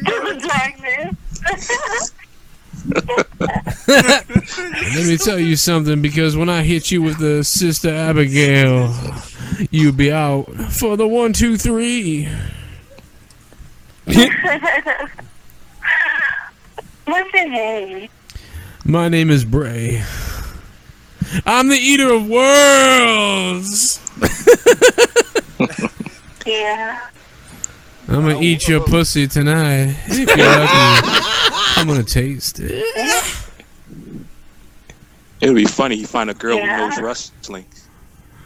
Oh God, right? I want Like, you is to this Bray tell me you're my sister Abigail. That's fucking hilarious. I don't do sisters. I do, sisters. I know. I don't do sisters. I'm the oldest of 10. I do not do sisters. Y'all never had an accident? I'll tell you, I'm the middle child, and it goes all the way around the fortune cookie. What about like?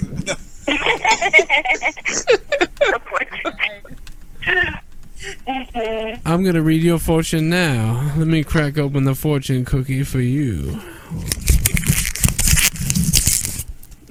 The fortune cookie says that you're gonna be my sister Abigail, and you're gonna give me long love into the darkness.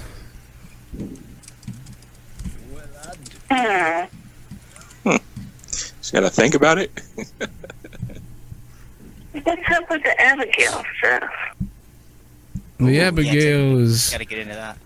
the fire. was a wooden chair. The fire that burns in my belly. There's a fire that burns in my belly. There's a sanctuous area of my soul that fires up, that rises from the depths of hell. And when you cremate, when you pay respects, when you exhilarate the mind and the body and the soul, I explode and the insides release themselves onto the world. And you will be my sister Abigail, because she is the only one capable of making me feel the power of the darkness. What the fuck? What'd she say? I came across the darkness because one night I was in my sleeping bag and I said, I just want to have some marshmallows. What the fucking... Oh, man. Where's the Triple H one where he starts singing his theme to the girl? That's pretty funny. Oh, this is great. Bow down to the king of kings. Play the game. This one's good. I'll bow down to you. Oh, yeah. 1 minute remaining. Bow down. Let me put some more money on my card. Okay, I'll bow down. Call her Vance. You can bury me. Oh, you're gonna be on the mid card. You can do whatever you like with me. Yes. I'm gonna bash your skull in. Time to play the game. Okay, I'm excited. Tell me the game. You're damn right you're excited, because when I grab my sledgehammer and I lick your wet pussy and I go up and down, you're gonna taste every last drop of my cum. You will taste it. Shut up, Stephanie. Oh, yeah. I will 100%. I'll taste every last drop. Damn right. Say I'm the game. I'd like your comment. Yeah, I want to play the game. You want to play the game? Tell me you want to play the game. I want to play the game. Will you let me? It's the game. Will you let me play the game? Yes. It's all about the game. It's all about the debt, and if you can pay it, it's all about the pain and who's gonna make it. I am the game. You don't want to play me. I am control. No way you can change me. I am heavy debt. No way you can change me. I am the pain, and you know you can't take me. Look over your shoulder. Get ready to run like a good little bitch or a smoking gun. I am the game, and I want to play. So move on out here and die like a fool. Try to figure out what my move's gonna be. Come on over, sucker, why don't you ask me? Don't you forget there's a price you can pay, cause I am the game and I want to play. Okay.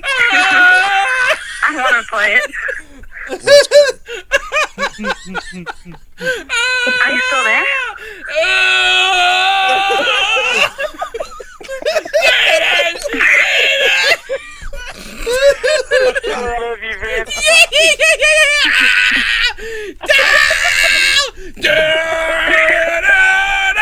Play the game, you gotta be insane. You gotta change your fucking name. You're dying in flames.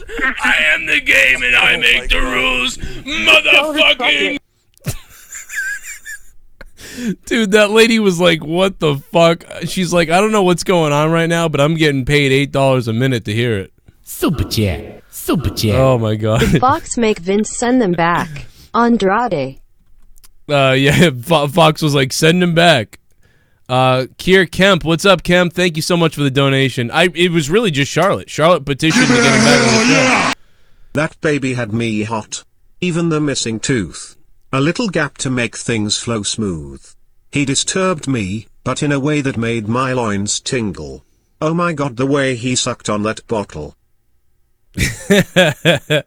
Baby Drew's favorite pedo. Thank you for the donation. Yeah, he did suck it off kind of weird. It was very strange.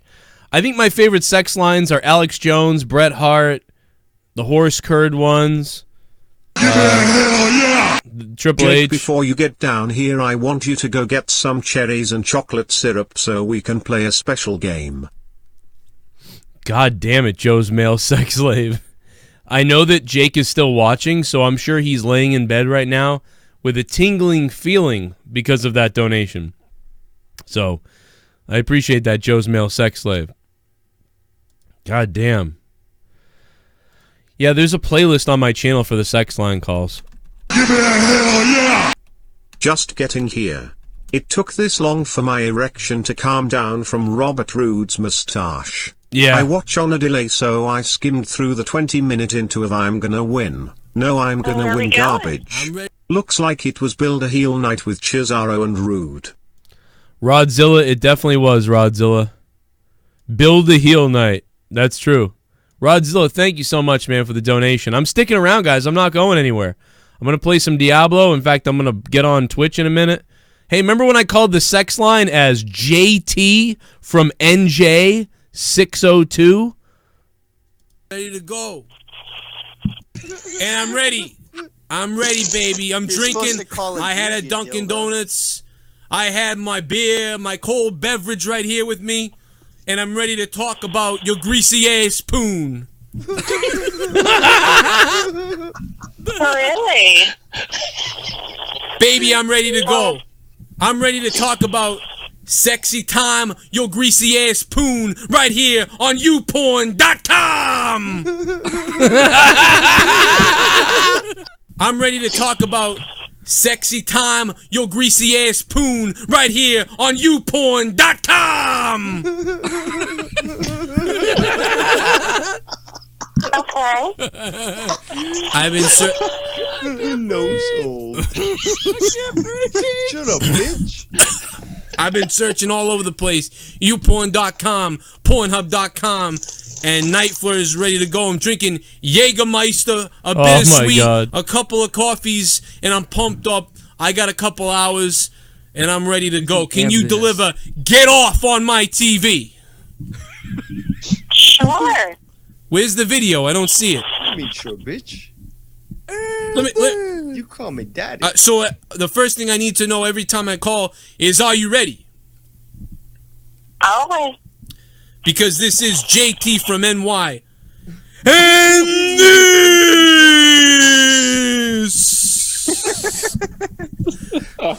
this is your number one caller who's ready to bring it. The number one baller. The number one cock in your puss box. Right here on YouPorn.com. Okay. Let's go. I'm ready. So let me. What are you ready for? Let me set the mood. I sit down my cold beverage. Let me ask you some questions. I'm gonna ask you a few questions. I sit down my beverage right here. I'm thinking to myself, this is gonna be a good time. I'm gonna sit here. I'm gonna drink my beverage. I'm gonna take my cold beverage. All right. And now I'm out of money. Great. I'm out of money. Because I work at a jewelry store where people can't figure out what size ring they have. Oh my god, dude. What the fuck? Oh man. I remember the guy that wanted his diaper eaten. Another good one was the Bret following Hart. is a parody and contains molested. So you like to be used. I want to be used up like the damn newspaper. This Bret Hart call. Rolled up into a little ball. What the hell? Yeah. Like you cowering, rolled up into a little ball. Oh I didn't yeah. stop, but I keep going. Roll me up into a ball. Into a sharpshooter. Into a sharpshooter. Put me in a damn sharpshooter and roll me up into a ball. And I'll tickle the hell out Jake of the you. Snake sex line. Lip smack, lip smack. My daddy always said, Beg like a goddamn got something dog. on your mind. Best to keep it there. Put me in a sharpshooter and beg me. Oh yeah. Right face and fist, medium dark skin tone. Okay, hand medium skin tone. You know what sucks, Will Tactics is yeah, I did 2 Jake the Snakes. I did an old Jake the Snake, but I never separated that other Jake the Snake. If anybody can find me that second Jake the Snake where I said, Dad always said, best to keep it there. That sex line was great. I have no idea where that went. No idea where that went. But if I could find that, that'd be nice. That would be awesome. This is where she tells me she wants to gobble my nuts up. What's going on? Yeah, you want me to fucking neuter you, little bitch? I mean, yeah, neuter me. I'm gonna hook you up to an interstate battery. I'll fucking neuter you. Yeah. Fucking neuter me. Darel, especially for your wife. Pinch my ass. Don't talk about my wife. Mm-hmm. Don't talk about my wife, you bitch. Fucking then do it. Oh, hide my fucking. Listen to what this lady says in a minute. Did he say I'm a squirrel? Do it. Pinch it for me now. Oh, I'm a squirrel. Really? Yeah. For no reason whatsoever, I go, I'm a squirrel. For no reason, I go, I'm a squirrel. Now. Oh, I'm a squirrel. Really? Did he say I'm a squirrel? Little squirrel searching for your nuts so you can hibernate. A squirrel. Fucking mother queer. Hide my damn nuts. This is. Oh, hide my damn nuts. Hide them in a tree. Climb to the damn top of the tree. Hide my nuts. Stuff them away and slap me around like a little whore. Like Shawn Michaels. You are. The boy toy. Fucking whore. I'm the boy toy. Go find him. Do you think I'm cute? Climb that tree. I'll do whatever you say. Call me the boy toy. You're a little boy toy. Yes. You're my little boy Not toy. little. You're gonna do what the fuck I want. Tell me I'm a sexy boy. I'm the sexy boy. You're my sexy little boy. I'm not your boy toy. Squirrel. Oh yeah. Well, I got a cold, but I'm still horny. I want you to be the sexy boy. Tell me Tell me I'm the sexy boy. Joe, get her to fucking You come want to be my sexy little boy toy? Oh yeah. Come on, yeah. If you, I want you to come. I want you to come and say the sexy boy made you do it. Yeah, you want We'll make you say something stupid when she comes. girl candy come? Yeah. Fuck me, Mr. Trump. Tell me that you want to make pretty girl candy come. Tell you to call her your little squirrel. I want my little squirrel, my little candy cum squirrel to come. Like a naughty girl. I want you to rub your clit. I want you to rub your clitoris like a naughty girl. Rub your clitoris. Call you the cum squirrel. Yeah. I'm gonna rub it in a pretty for my little sexy boy.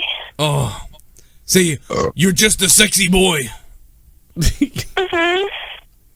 I'm not your boy toy. I want you to fucking come all over your nuts and eat them. What? Oh, yeah.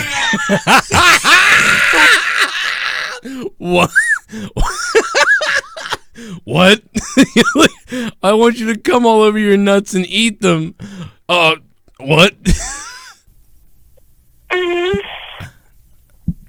I want you to fucking come all over your nuts and eat them. What? Oh, yeah. You're gonna be my little sexy little bitch. You're gonna do whatever I want. Oh! Take your little fucking nuts and come on them and eat them. Oh! I got the damn jumper cables. You said to get them. This is what good. the hell? You gotta do it there. Fuck yeah, good. Dude, when she says that, none of us know what to say, dude. She actually got us, man. She was like, come on your own nuts and eat them. Like, what? What the fuck is she talking about? Oh my god, man. Oh god, I swear to God to you, if you look up Joe Cronin sex line or Joe Cronin adult line calls, like it's, oh my god. Those videos, that was from, shit, that video was from 2016 now. Oh my god. Oh boy. Remember the time me and Leah showed you how to put a condom on? I don't know. That was good too. But that being said, it's time for, I'm going to jump on a game. So here we go. Here we go. Put the video down here.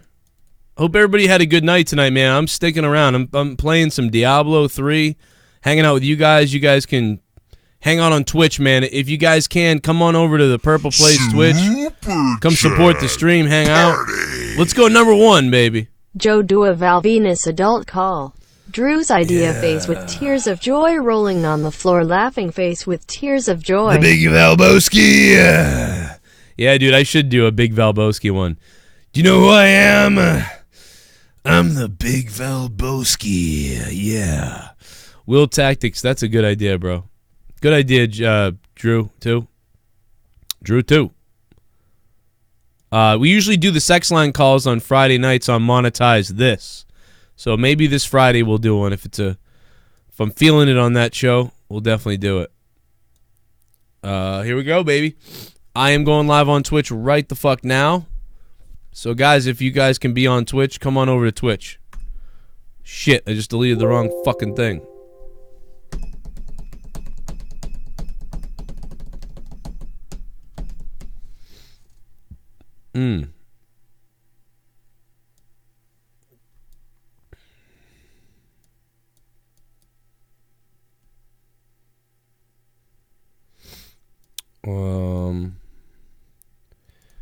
Let me fix it. Yeah, that Bret Hart one fucking killed me, dude. That shit was funny. That was one of the, I think the Bret Hart one might have been the first one we ever did. To be honest, I think that is, yeah, that might be the first one we did.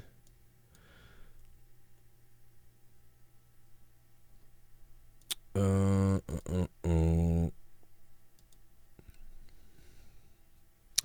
up, everybody? What's up, J Carg? People starting to get in here on the Twitch. On the Twitch. Let's get the people up here. What's up, everybody on YouTube and Twitch? But make sure you guys come on over, dude. Let's see if we can get 50 people at least. We used to try to get 100 people every time, and we always did on Twitch. But I don't know. Can we get 100 people watching on Twitch? Let's go, man. Get on over there.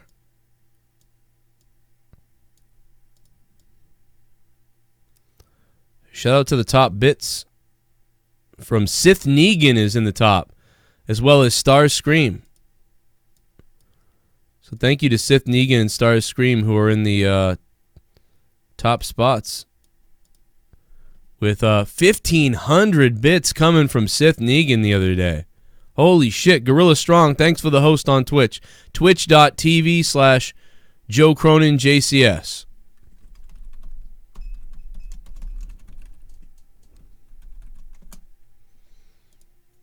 I don't think the links work on YouTube because they're all crazy about that, but maybe they do. But come on over there if that's the case.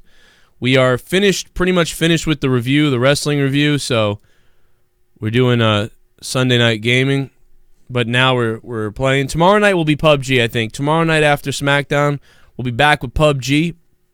VPunker 4, what's up, VPunk? What's up, Denise? What's up to the whole chat over here? What's up, Sega Boy? All the regulars are showing up. VPunker is Will Tactics. What's up, Will? It's hard to remember multiple different names all the time sometimes, but fuck yeah. You never know what the hell's going to happen on our Twitch stream tonight, man. I don't know. We might have to do something crazy. We might have to do something weird tonight on Twitch. Drew Bar, what's up, dude? How are you doing? Appreciate that. God damn it, I'm dying. Last night we did goblin runs. I did 5 hours of goblin runs. I don't think I will make it that long tonight, but we found one rainbow goblin. It was a horrible showing last night.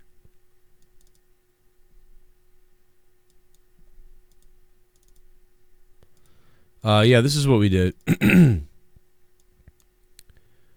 And for everybody else who's watching the wrestling deal, I'll be live tomorrow night after SmackDown, as always. Yeah, we did 39 goblins, and that was like in 3 hours. It was awful. 3 hours, 39 goblins, 1 vault, 1 rainbow, Whimsydale, 1 primal, 2 bandit shrines. Farmed a fuckload of Death's Breath. Gorilla Strong, thanks for the host. Gatekeeper Drew, thanks for the host. Mr. Long, thanks for the host. Appreciate that.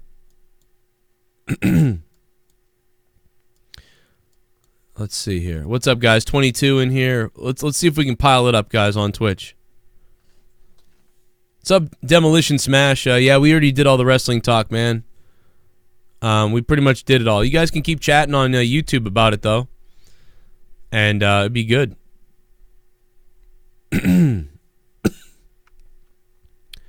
I'll still talk about whatever you guys want to talk about, though, if you do want to ask about wrestling, but...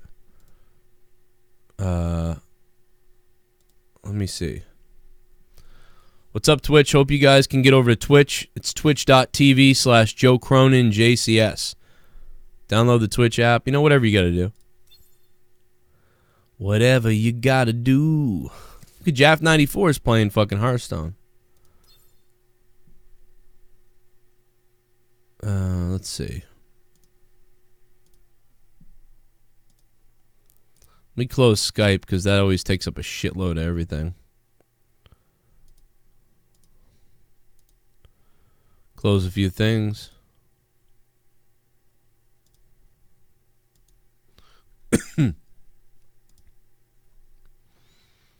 Thank you, Mr. Long, for the host. Super chat. Super chat. Shit. I hope the tour bus Michael Cole is in crashes. Oh my god. Andale Peasy. Andale Peasy. What's up, man? He had that badass rap music video, that fucking gangsta hood shit that we played on Monetize This. I'm going to play that again probably, too, at some point, because it was good. Aru Shinchu! Aru, thank you for the host, man. But big time shout out to Andale Peasy. Everybody in the chat, make some noise for Peasy up in here. On Twitch. And if you're on YouTube. But the YouTube stream is going to go down in a few minutes, so make sure if you want to keep watching, hanging out with us, hang out with us all night on Diablo, or whatever I play, whatever happens, make sure you jump over to Twitch. Just be a good place for you guys to meet up, talk. People can drop bits if they want. You know, follow the show. You guys can sub to me. If you guys have Amazon Prime, it's free to sub to me. I get $2 and it doesn't cost you anything. So if you guys want to sub to me for free, but give me $2 a month, that'd be cool. I'm turning into Jim Cornette now. I'm like, and I.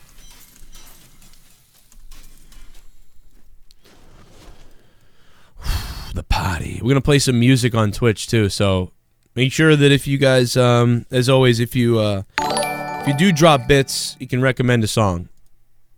Arushin Chu is back. Holy shit! 20 months, 20 fucking months. Oh my god, dude, make some crazy fucking noise for Arushin Chu right now. 20 months straight subscribing on Twitch. God damn, Aru. That's fucking nasty, dude. I'm going to have some emojis tomorrow for you guys, or at least by the end of the week, hopefully, if they don't get denied again. I'm creating some new ones, so hopefully subs will be able to use those. Some banners and shit like that. Jesus, I'm dying. We're just looking for goblins now. So I'm just going to say, what is it, 217? We're looking for goblins. Thank you, Aru, man. Appreciate that. I think you're like the 42nd sub on Twitch now. Shout out to all the new subs on YouTube as well. That was cool earlier. A lot of new subs coming in. A couple videos that are blowing up. So we'll have more podcasts and more wrestling stuff tomorrow. I hope to get some news videos up tomorrow as well. I really fell asleep during Raw tonight, man. It was a mess.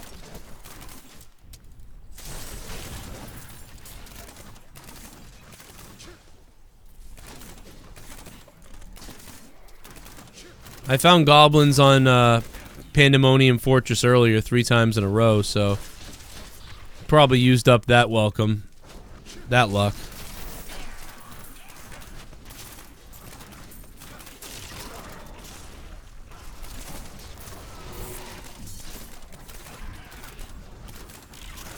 And then one time it was at the very end too, so like I cleared the whole thing thinking like, no goblins. I cleared the whole thing, and then there were goblins, and it was like ridiculous. So now I'm like paranoid, but you know what? I don't even care if they're not here. Like almost, even just more than halfway done it, I pretty much bail at that point. Even right now, it's like I feel like I'm going too far.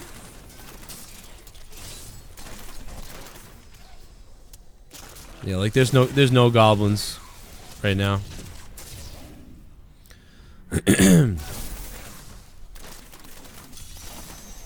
Yeah, there's no goblins.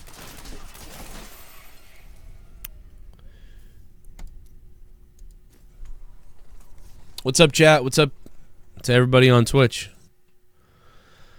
Blessament or Black Cement. What's up, man? Thank you for hosting me. I appreciate that.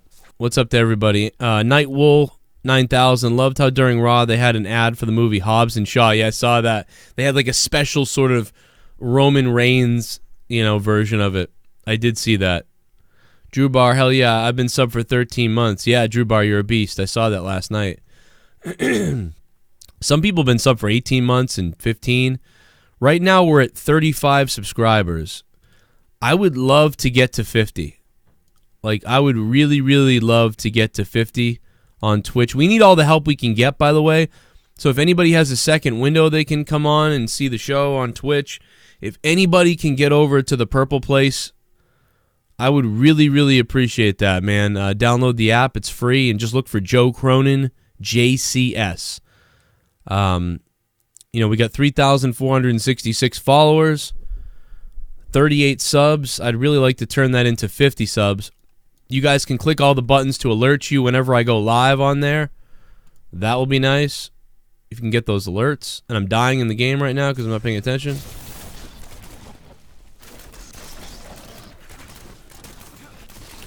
Last night we got a primal and a goblin in the first hour. Super chat. It's fucking insane. Joe, can you do a reaction video to MK11 fatalities? That's a good idea. I'm a little bit afraid of that, though. They've been taking down people's videos and shit. ADTR. Thanks, man. Although, they took down people's videos who were critical of the game and gave their channel a fuck up. So I'm kind of afraid.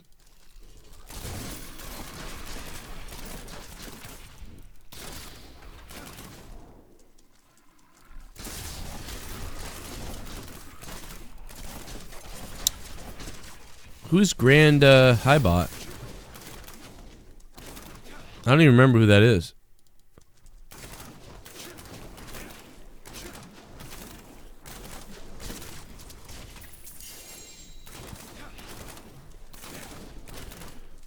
Let me ask who that is.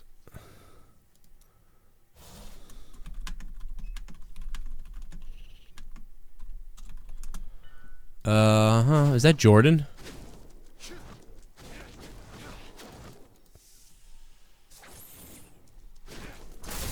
Still not one goblin yet.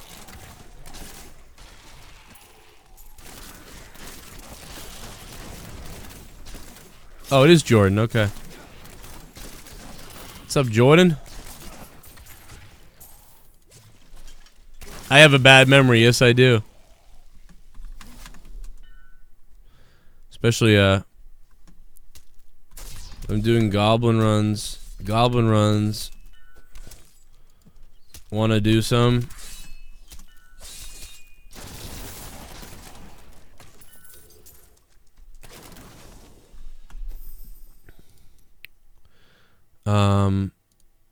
Discord, Skype.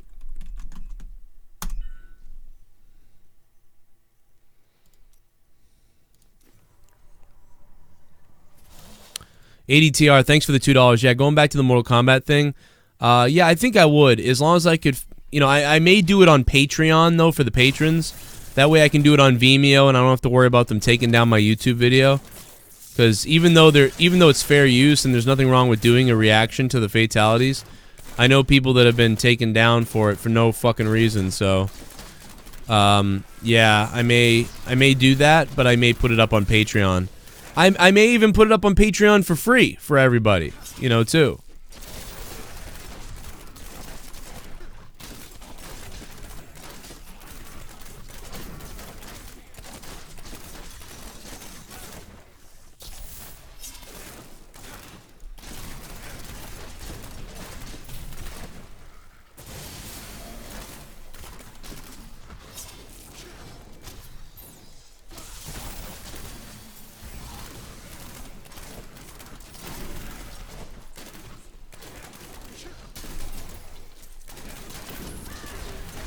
Got a goblin. I think. Yep. Here we go, gelatinous. We got a gelatinous. Here we go.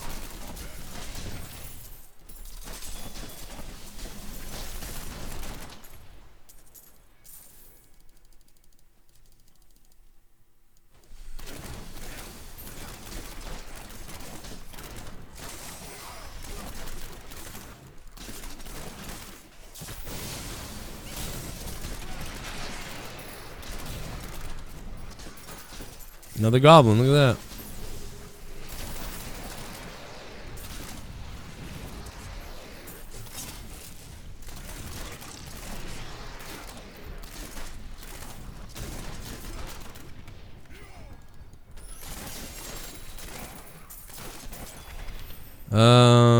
Ongoing Caverns of Frost. The only other thing we can do... Oh, I gotta text Jordan. What's up, everybody? What's up, Mike? How you doing? The only other thing we can do is... I think... go to separate games, but can we get in rainbow runs if separate? I don't remember. There's nothing in Icefall Caves. There's nothing in Icefall Caves, Jordan. I don't know if you're listening, but yeah, it's got to be Frost Caverns. If it's not Frost, there's no goblins.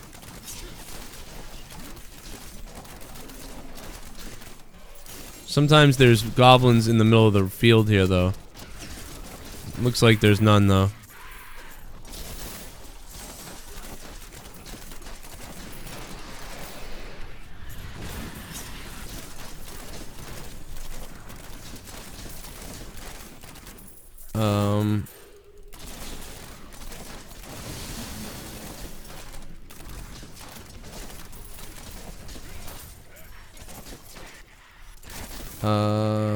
Yeah, if you wanna, for a few. I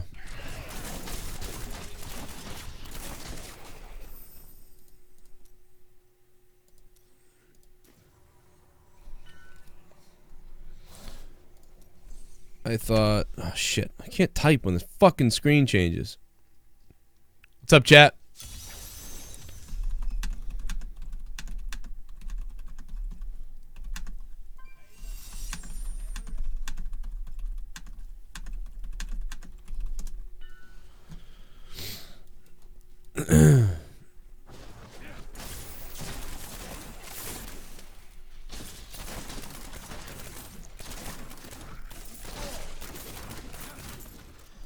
Fuck is going on with my fucking shit?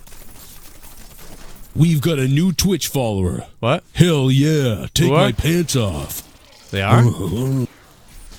Why is that happening?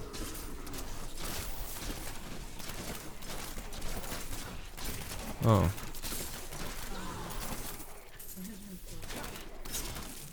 It didn't smell to me the other day. No, I've been smelling it for days. And I found at least 2 spots in there that it smells.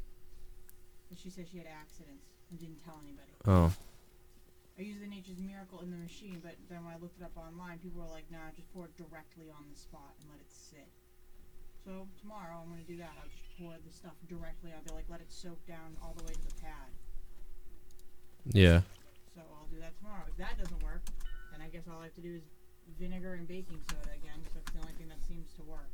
But the vinegar smell takes days to go away.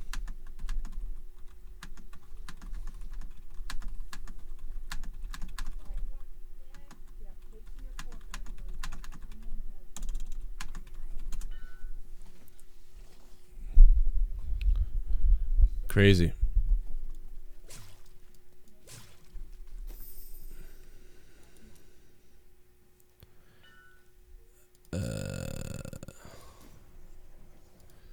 What's up? Joe, did you build your computer? Yes, I did, J Karg. What's up, man? F San, how you doing, F San? Joe, you watched the Cobra Kai? Wait, I watched the first season. I remember we did a me and Troy did a review of it. That was fun. But yeah, I haven't seen the second season yet. I don't remember when the second season's out. You remember that? Because I don't remember. Somebody probably knows. I don't know when the second season is out. You guys can let me know though when it's out, actually, because I forget.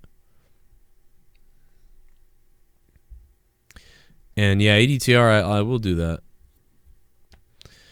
Adam Cruz, I recommend, Joe, you watch this old school documentary, WWF Beyond the Mat. Yeah, dude, trust me, I've seen it 1,000,000 times. I appreciate that, though. Seen it 1,000 times. I actually I watched it when it debuted in 1997 or 98. I think it was 98 or 99. I don't know. But anyway, I watched it when it debuted. So yeah, I've seen it 1,000,000 times. Love that one. Love Beyond the Mat. Beyond the Mat was the first wrestling documentary I ever saw.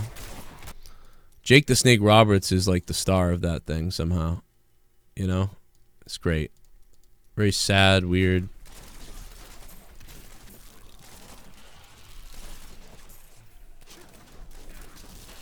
Amazing documentary, man. It was such a great documentary. Also, the one with Bret Hart was good too.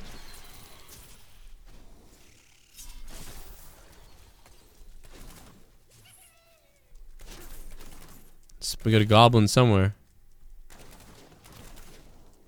Where's the goblin? Oh, here he is. Blood shards.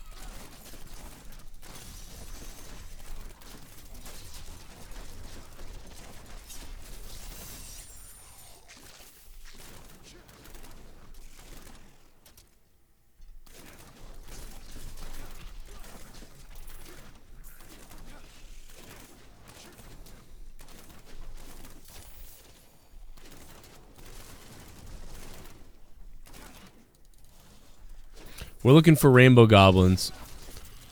So Jordan's in a different game and I'm in this one. And we're looking for rainbow. So if one of us finds a rainbow goblin, we're going to tell the other one and then teleport to each other.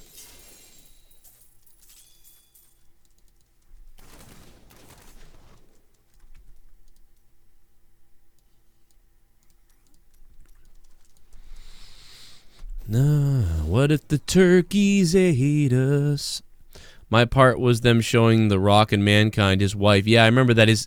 Dude, it was really sad. Mankind's kids were like, Mick Foley's kids were like terrified. It was so disturbing, dude, because to watch his kids, because of how scared they were. Like, yeah, that was messed up.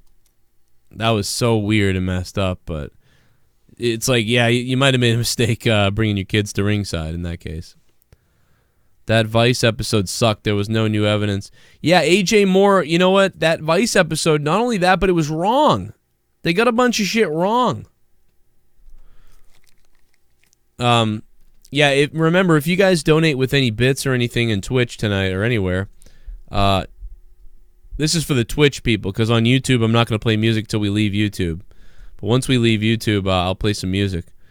Anybody going to watch Godzilla, King of the Monsters next month? Looks good. Yeah, it looks pretty alright. I'm not a big Godzilla guy, but I don't know. Maybe I'll go. I know Tommy NC's going to go. Joe, do you plan on farming the rainbow portrait frame from Whimsy Shire? You know what? It was really that I'm really just looking for rainbow goblins on Whimsdale. I want Whimsydale. I want the cosmic wings. Been trying since 2012 for the Cosmic Wings, but I don't know if we're ever going to get them. Z Dream Zone. And what's up, Z? But yeah, I mean, I'd love to, get the portrait at some point too. But I don't know, man. I'm just dying for these damn wings.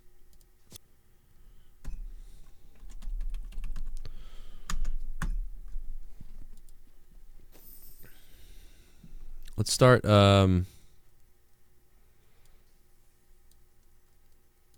I don't know where to start. Let's start Southern Highlands. Let's start Southern Highlands.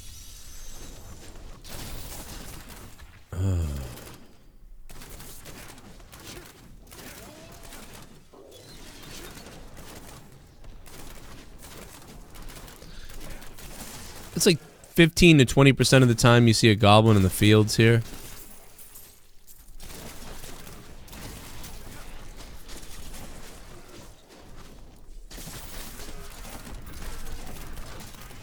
I've been taking a little bit more time, like running around, killing stuff and looking for Death's Breath, but I could be more efficient by just leaping around and just getting to the point, but I said this all last night, too.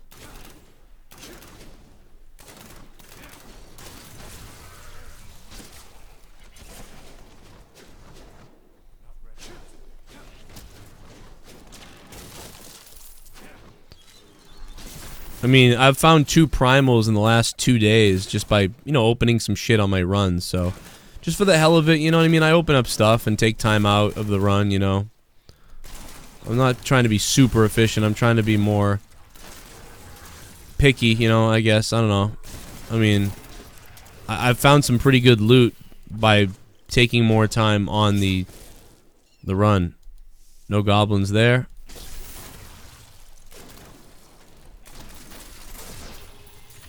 We'll get some extra death's breath, you know.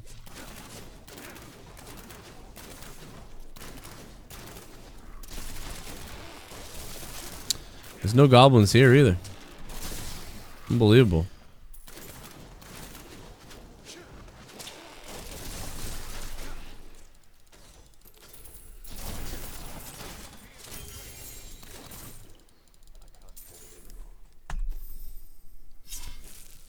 I could go to Leorix and all that stuff, but I'm just kind of skipping around.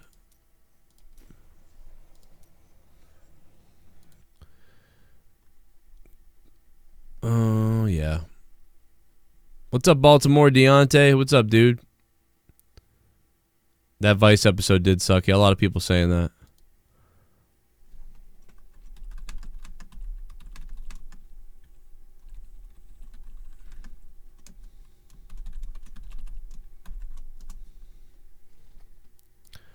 Come on over to the purple place. Let's see if we can trend a little bit higher on the Diablo rankings, too. That'd be nice to get a little bit higher. I think to get up there, I'd have to be around 50 to 150. We could probably attain. We could attain that if everybody jumped on Twitch.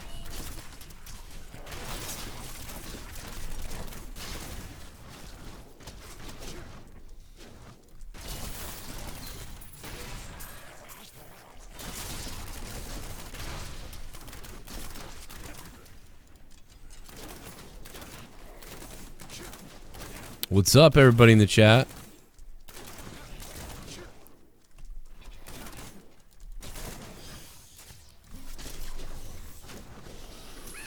Hey, goblin. I heard a goblin. Where is he at?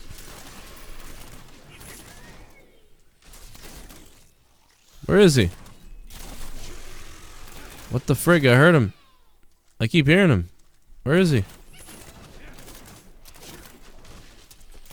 Is he over here? Oh, there he is.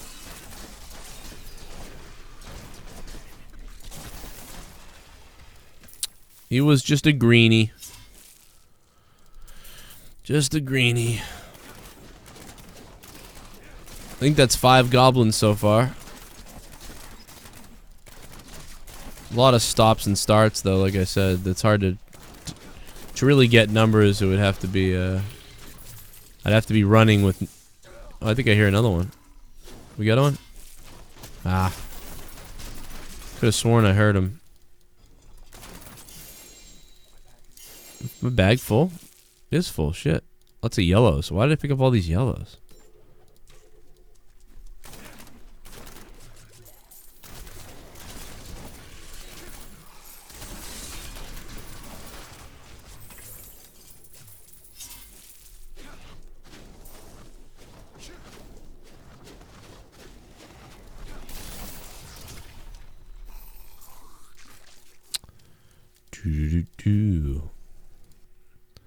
Game 7, F Boston. BSN, what's up, BSN? Tomorrow night, we're coming for your Leafs.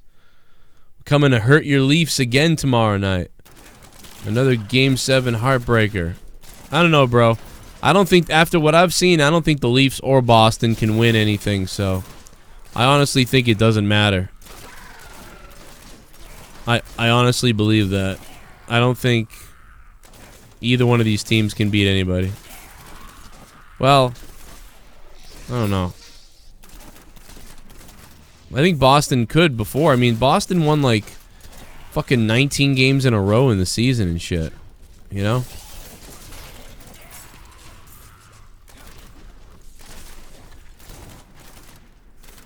PUBG will be back, I think, tomorrow night after SmackDown review. Potentially. I haven't fucking seen a goblin here in a little while. So, forget it. I'm not picking up the Death's Breath.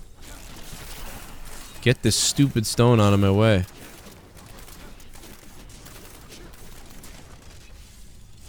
Oh, we found a couple bandit shrines last night. 2 bandit shrines in 4 hours. That was kind of cool. I hadn't remembered finding a bandit shrine in like years. Like legit years. If I ever even did.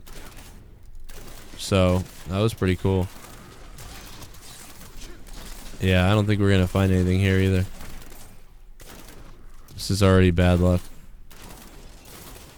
I swear to God, they nerfed this place. It's still if you get a goblin, it's usually there's two. There's still usually two every time. Except for the other day I couldn't find one, not the other one, so but yeah, there's no goblin here. We got screwed.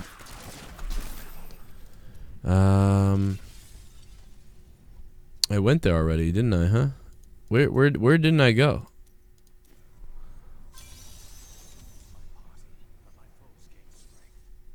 No luck. Vault? Oh, cool. You found a vault?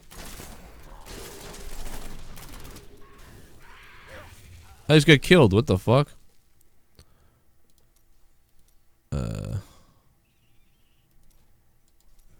He found a. Looks like he found a vault.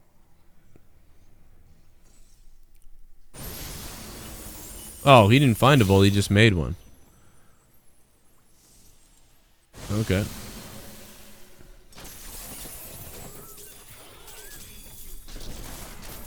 Could find a rainbow goblin in the vault, maybe. Although I don't know if that's even possible.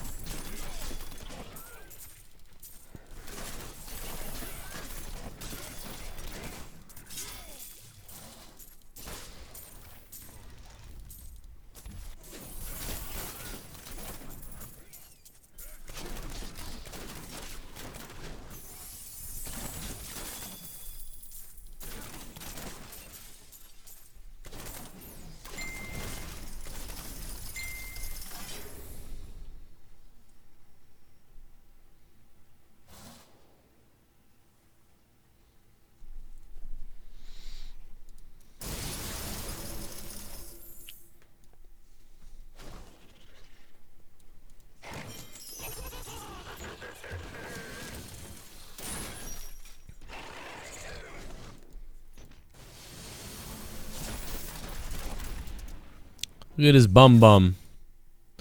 Look at his bum bum.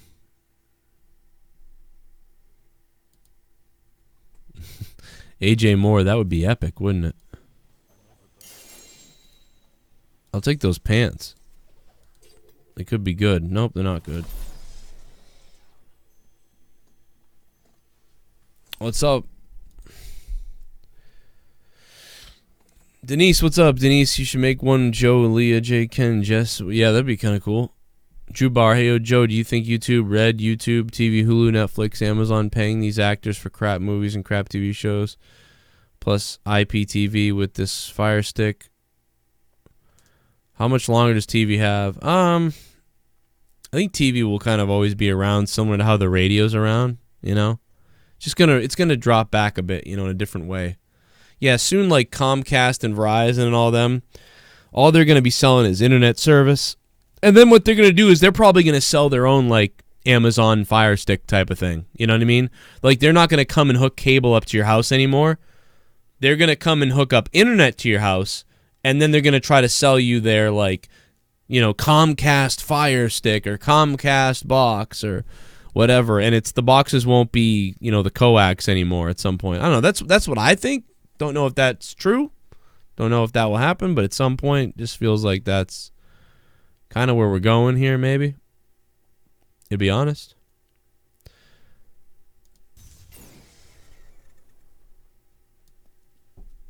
Thanksgiving was a little bit different. Instead, the turkeys ate us. They gobbled us apart. First, I gotta go upstairs and help Leah with something. And then I'll be back.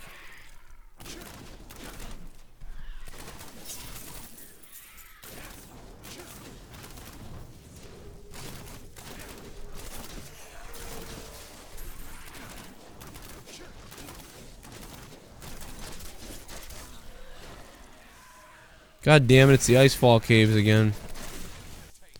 Ugh.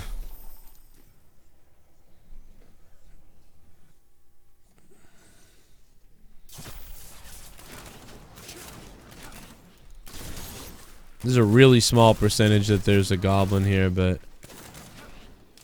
might as well check before I go upstairs to check something out.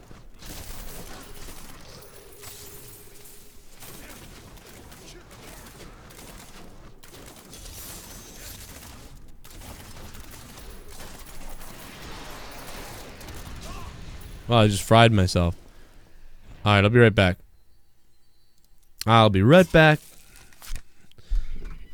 Everybody head over to Twitch if you can. Because we're leaving YouTube in a second.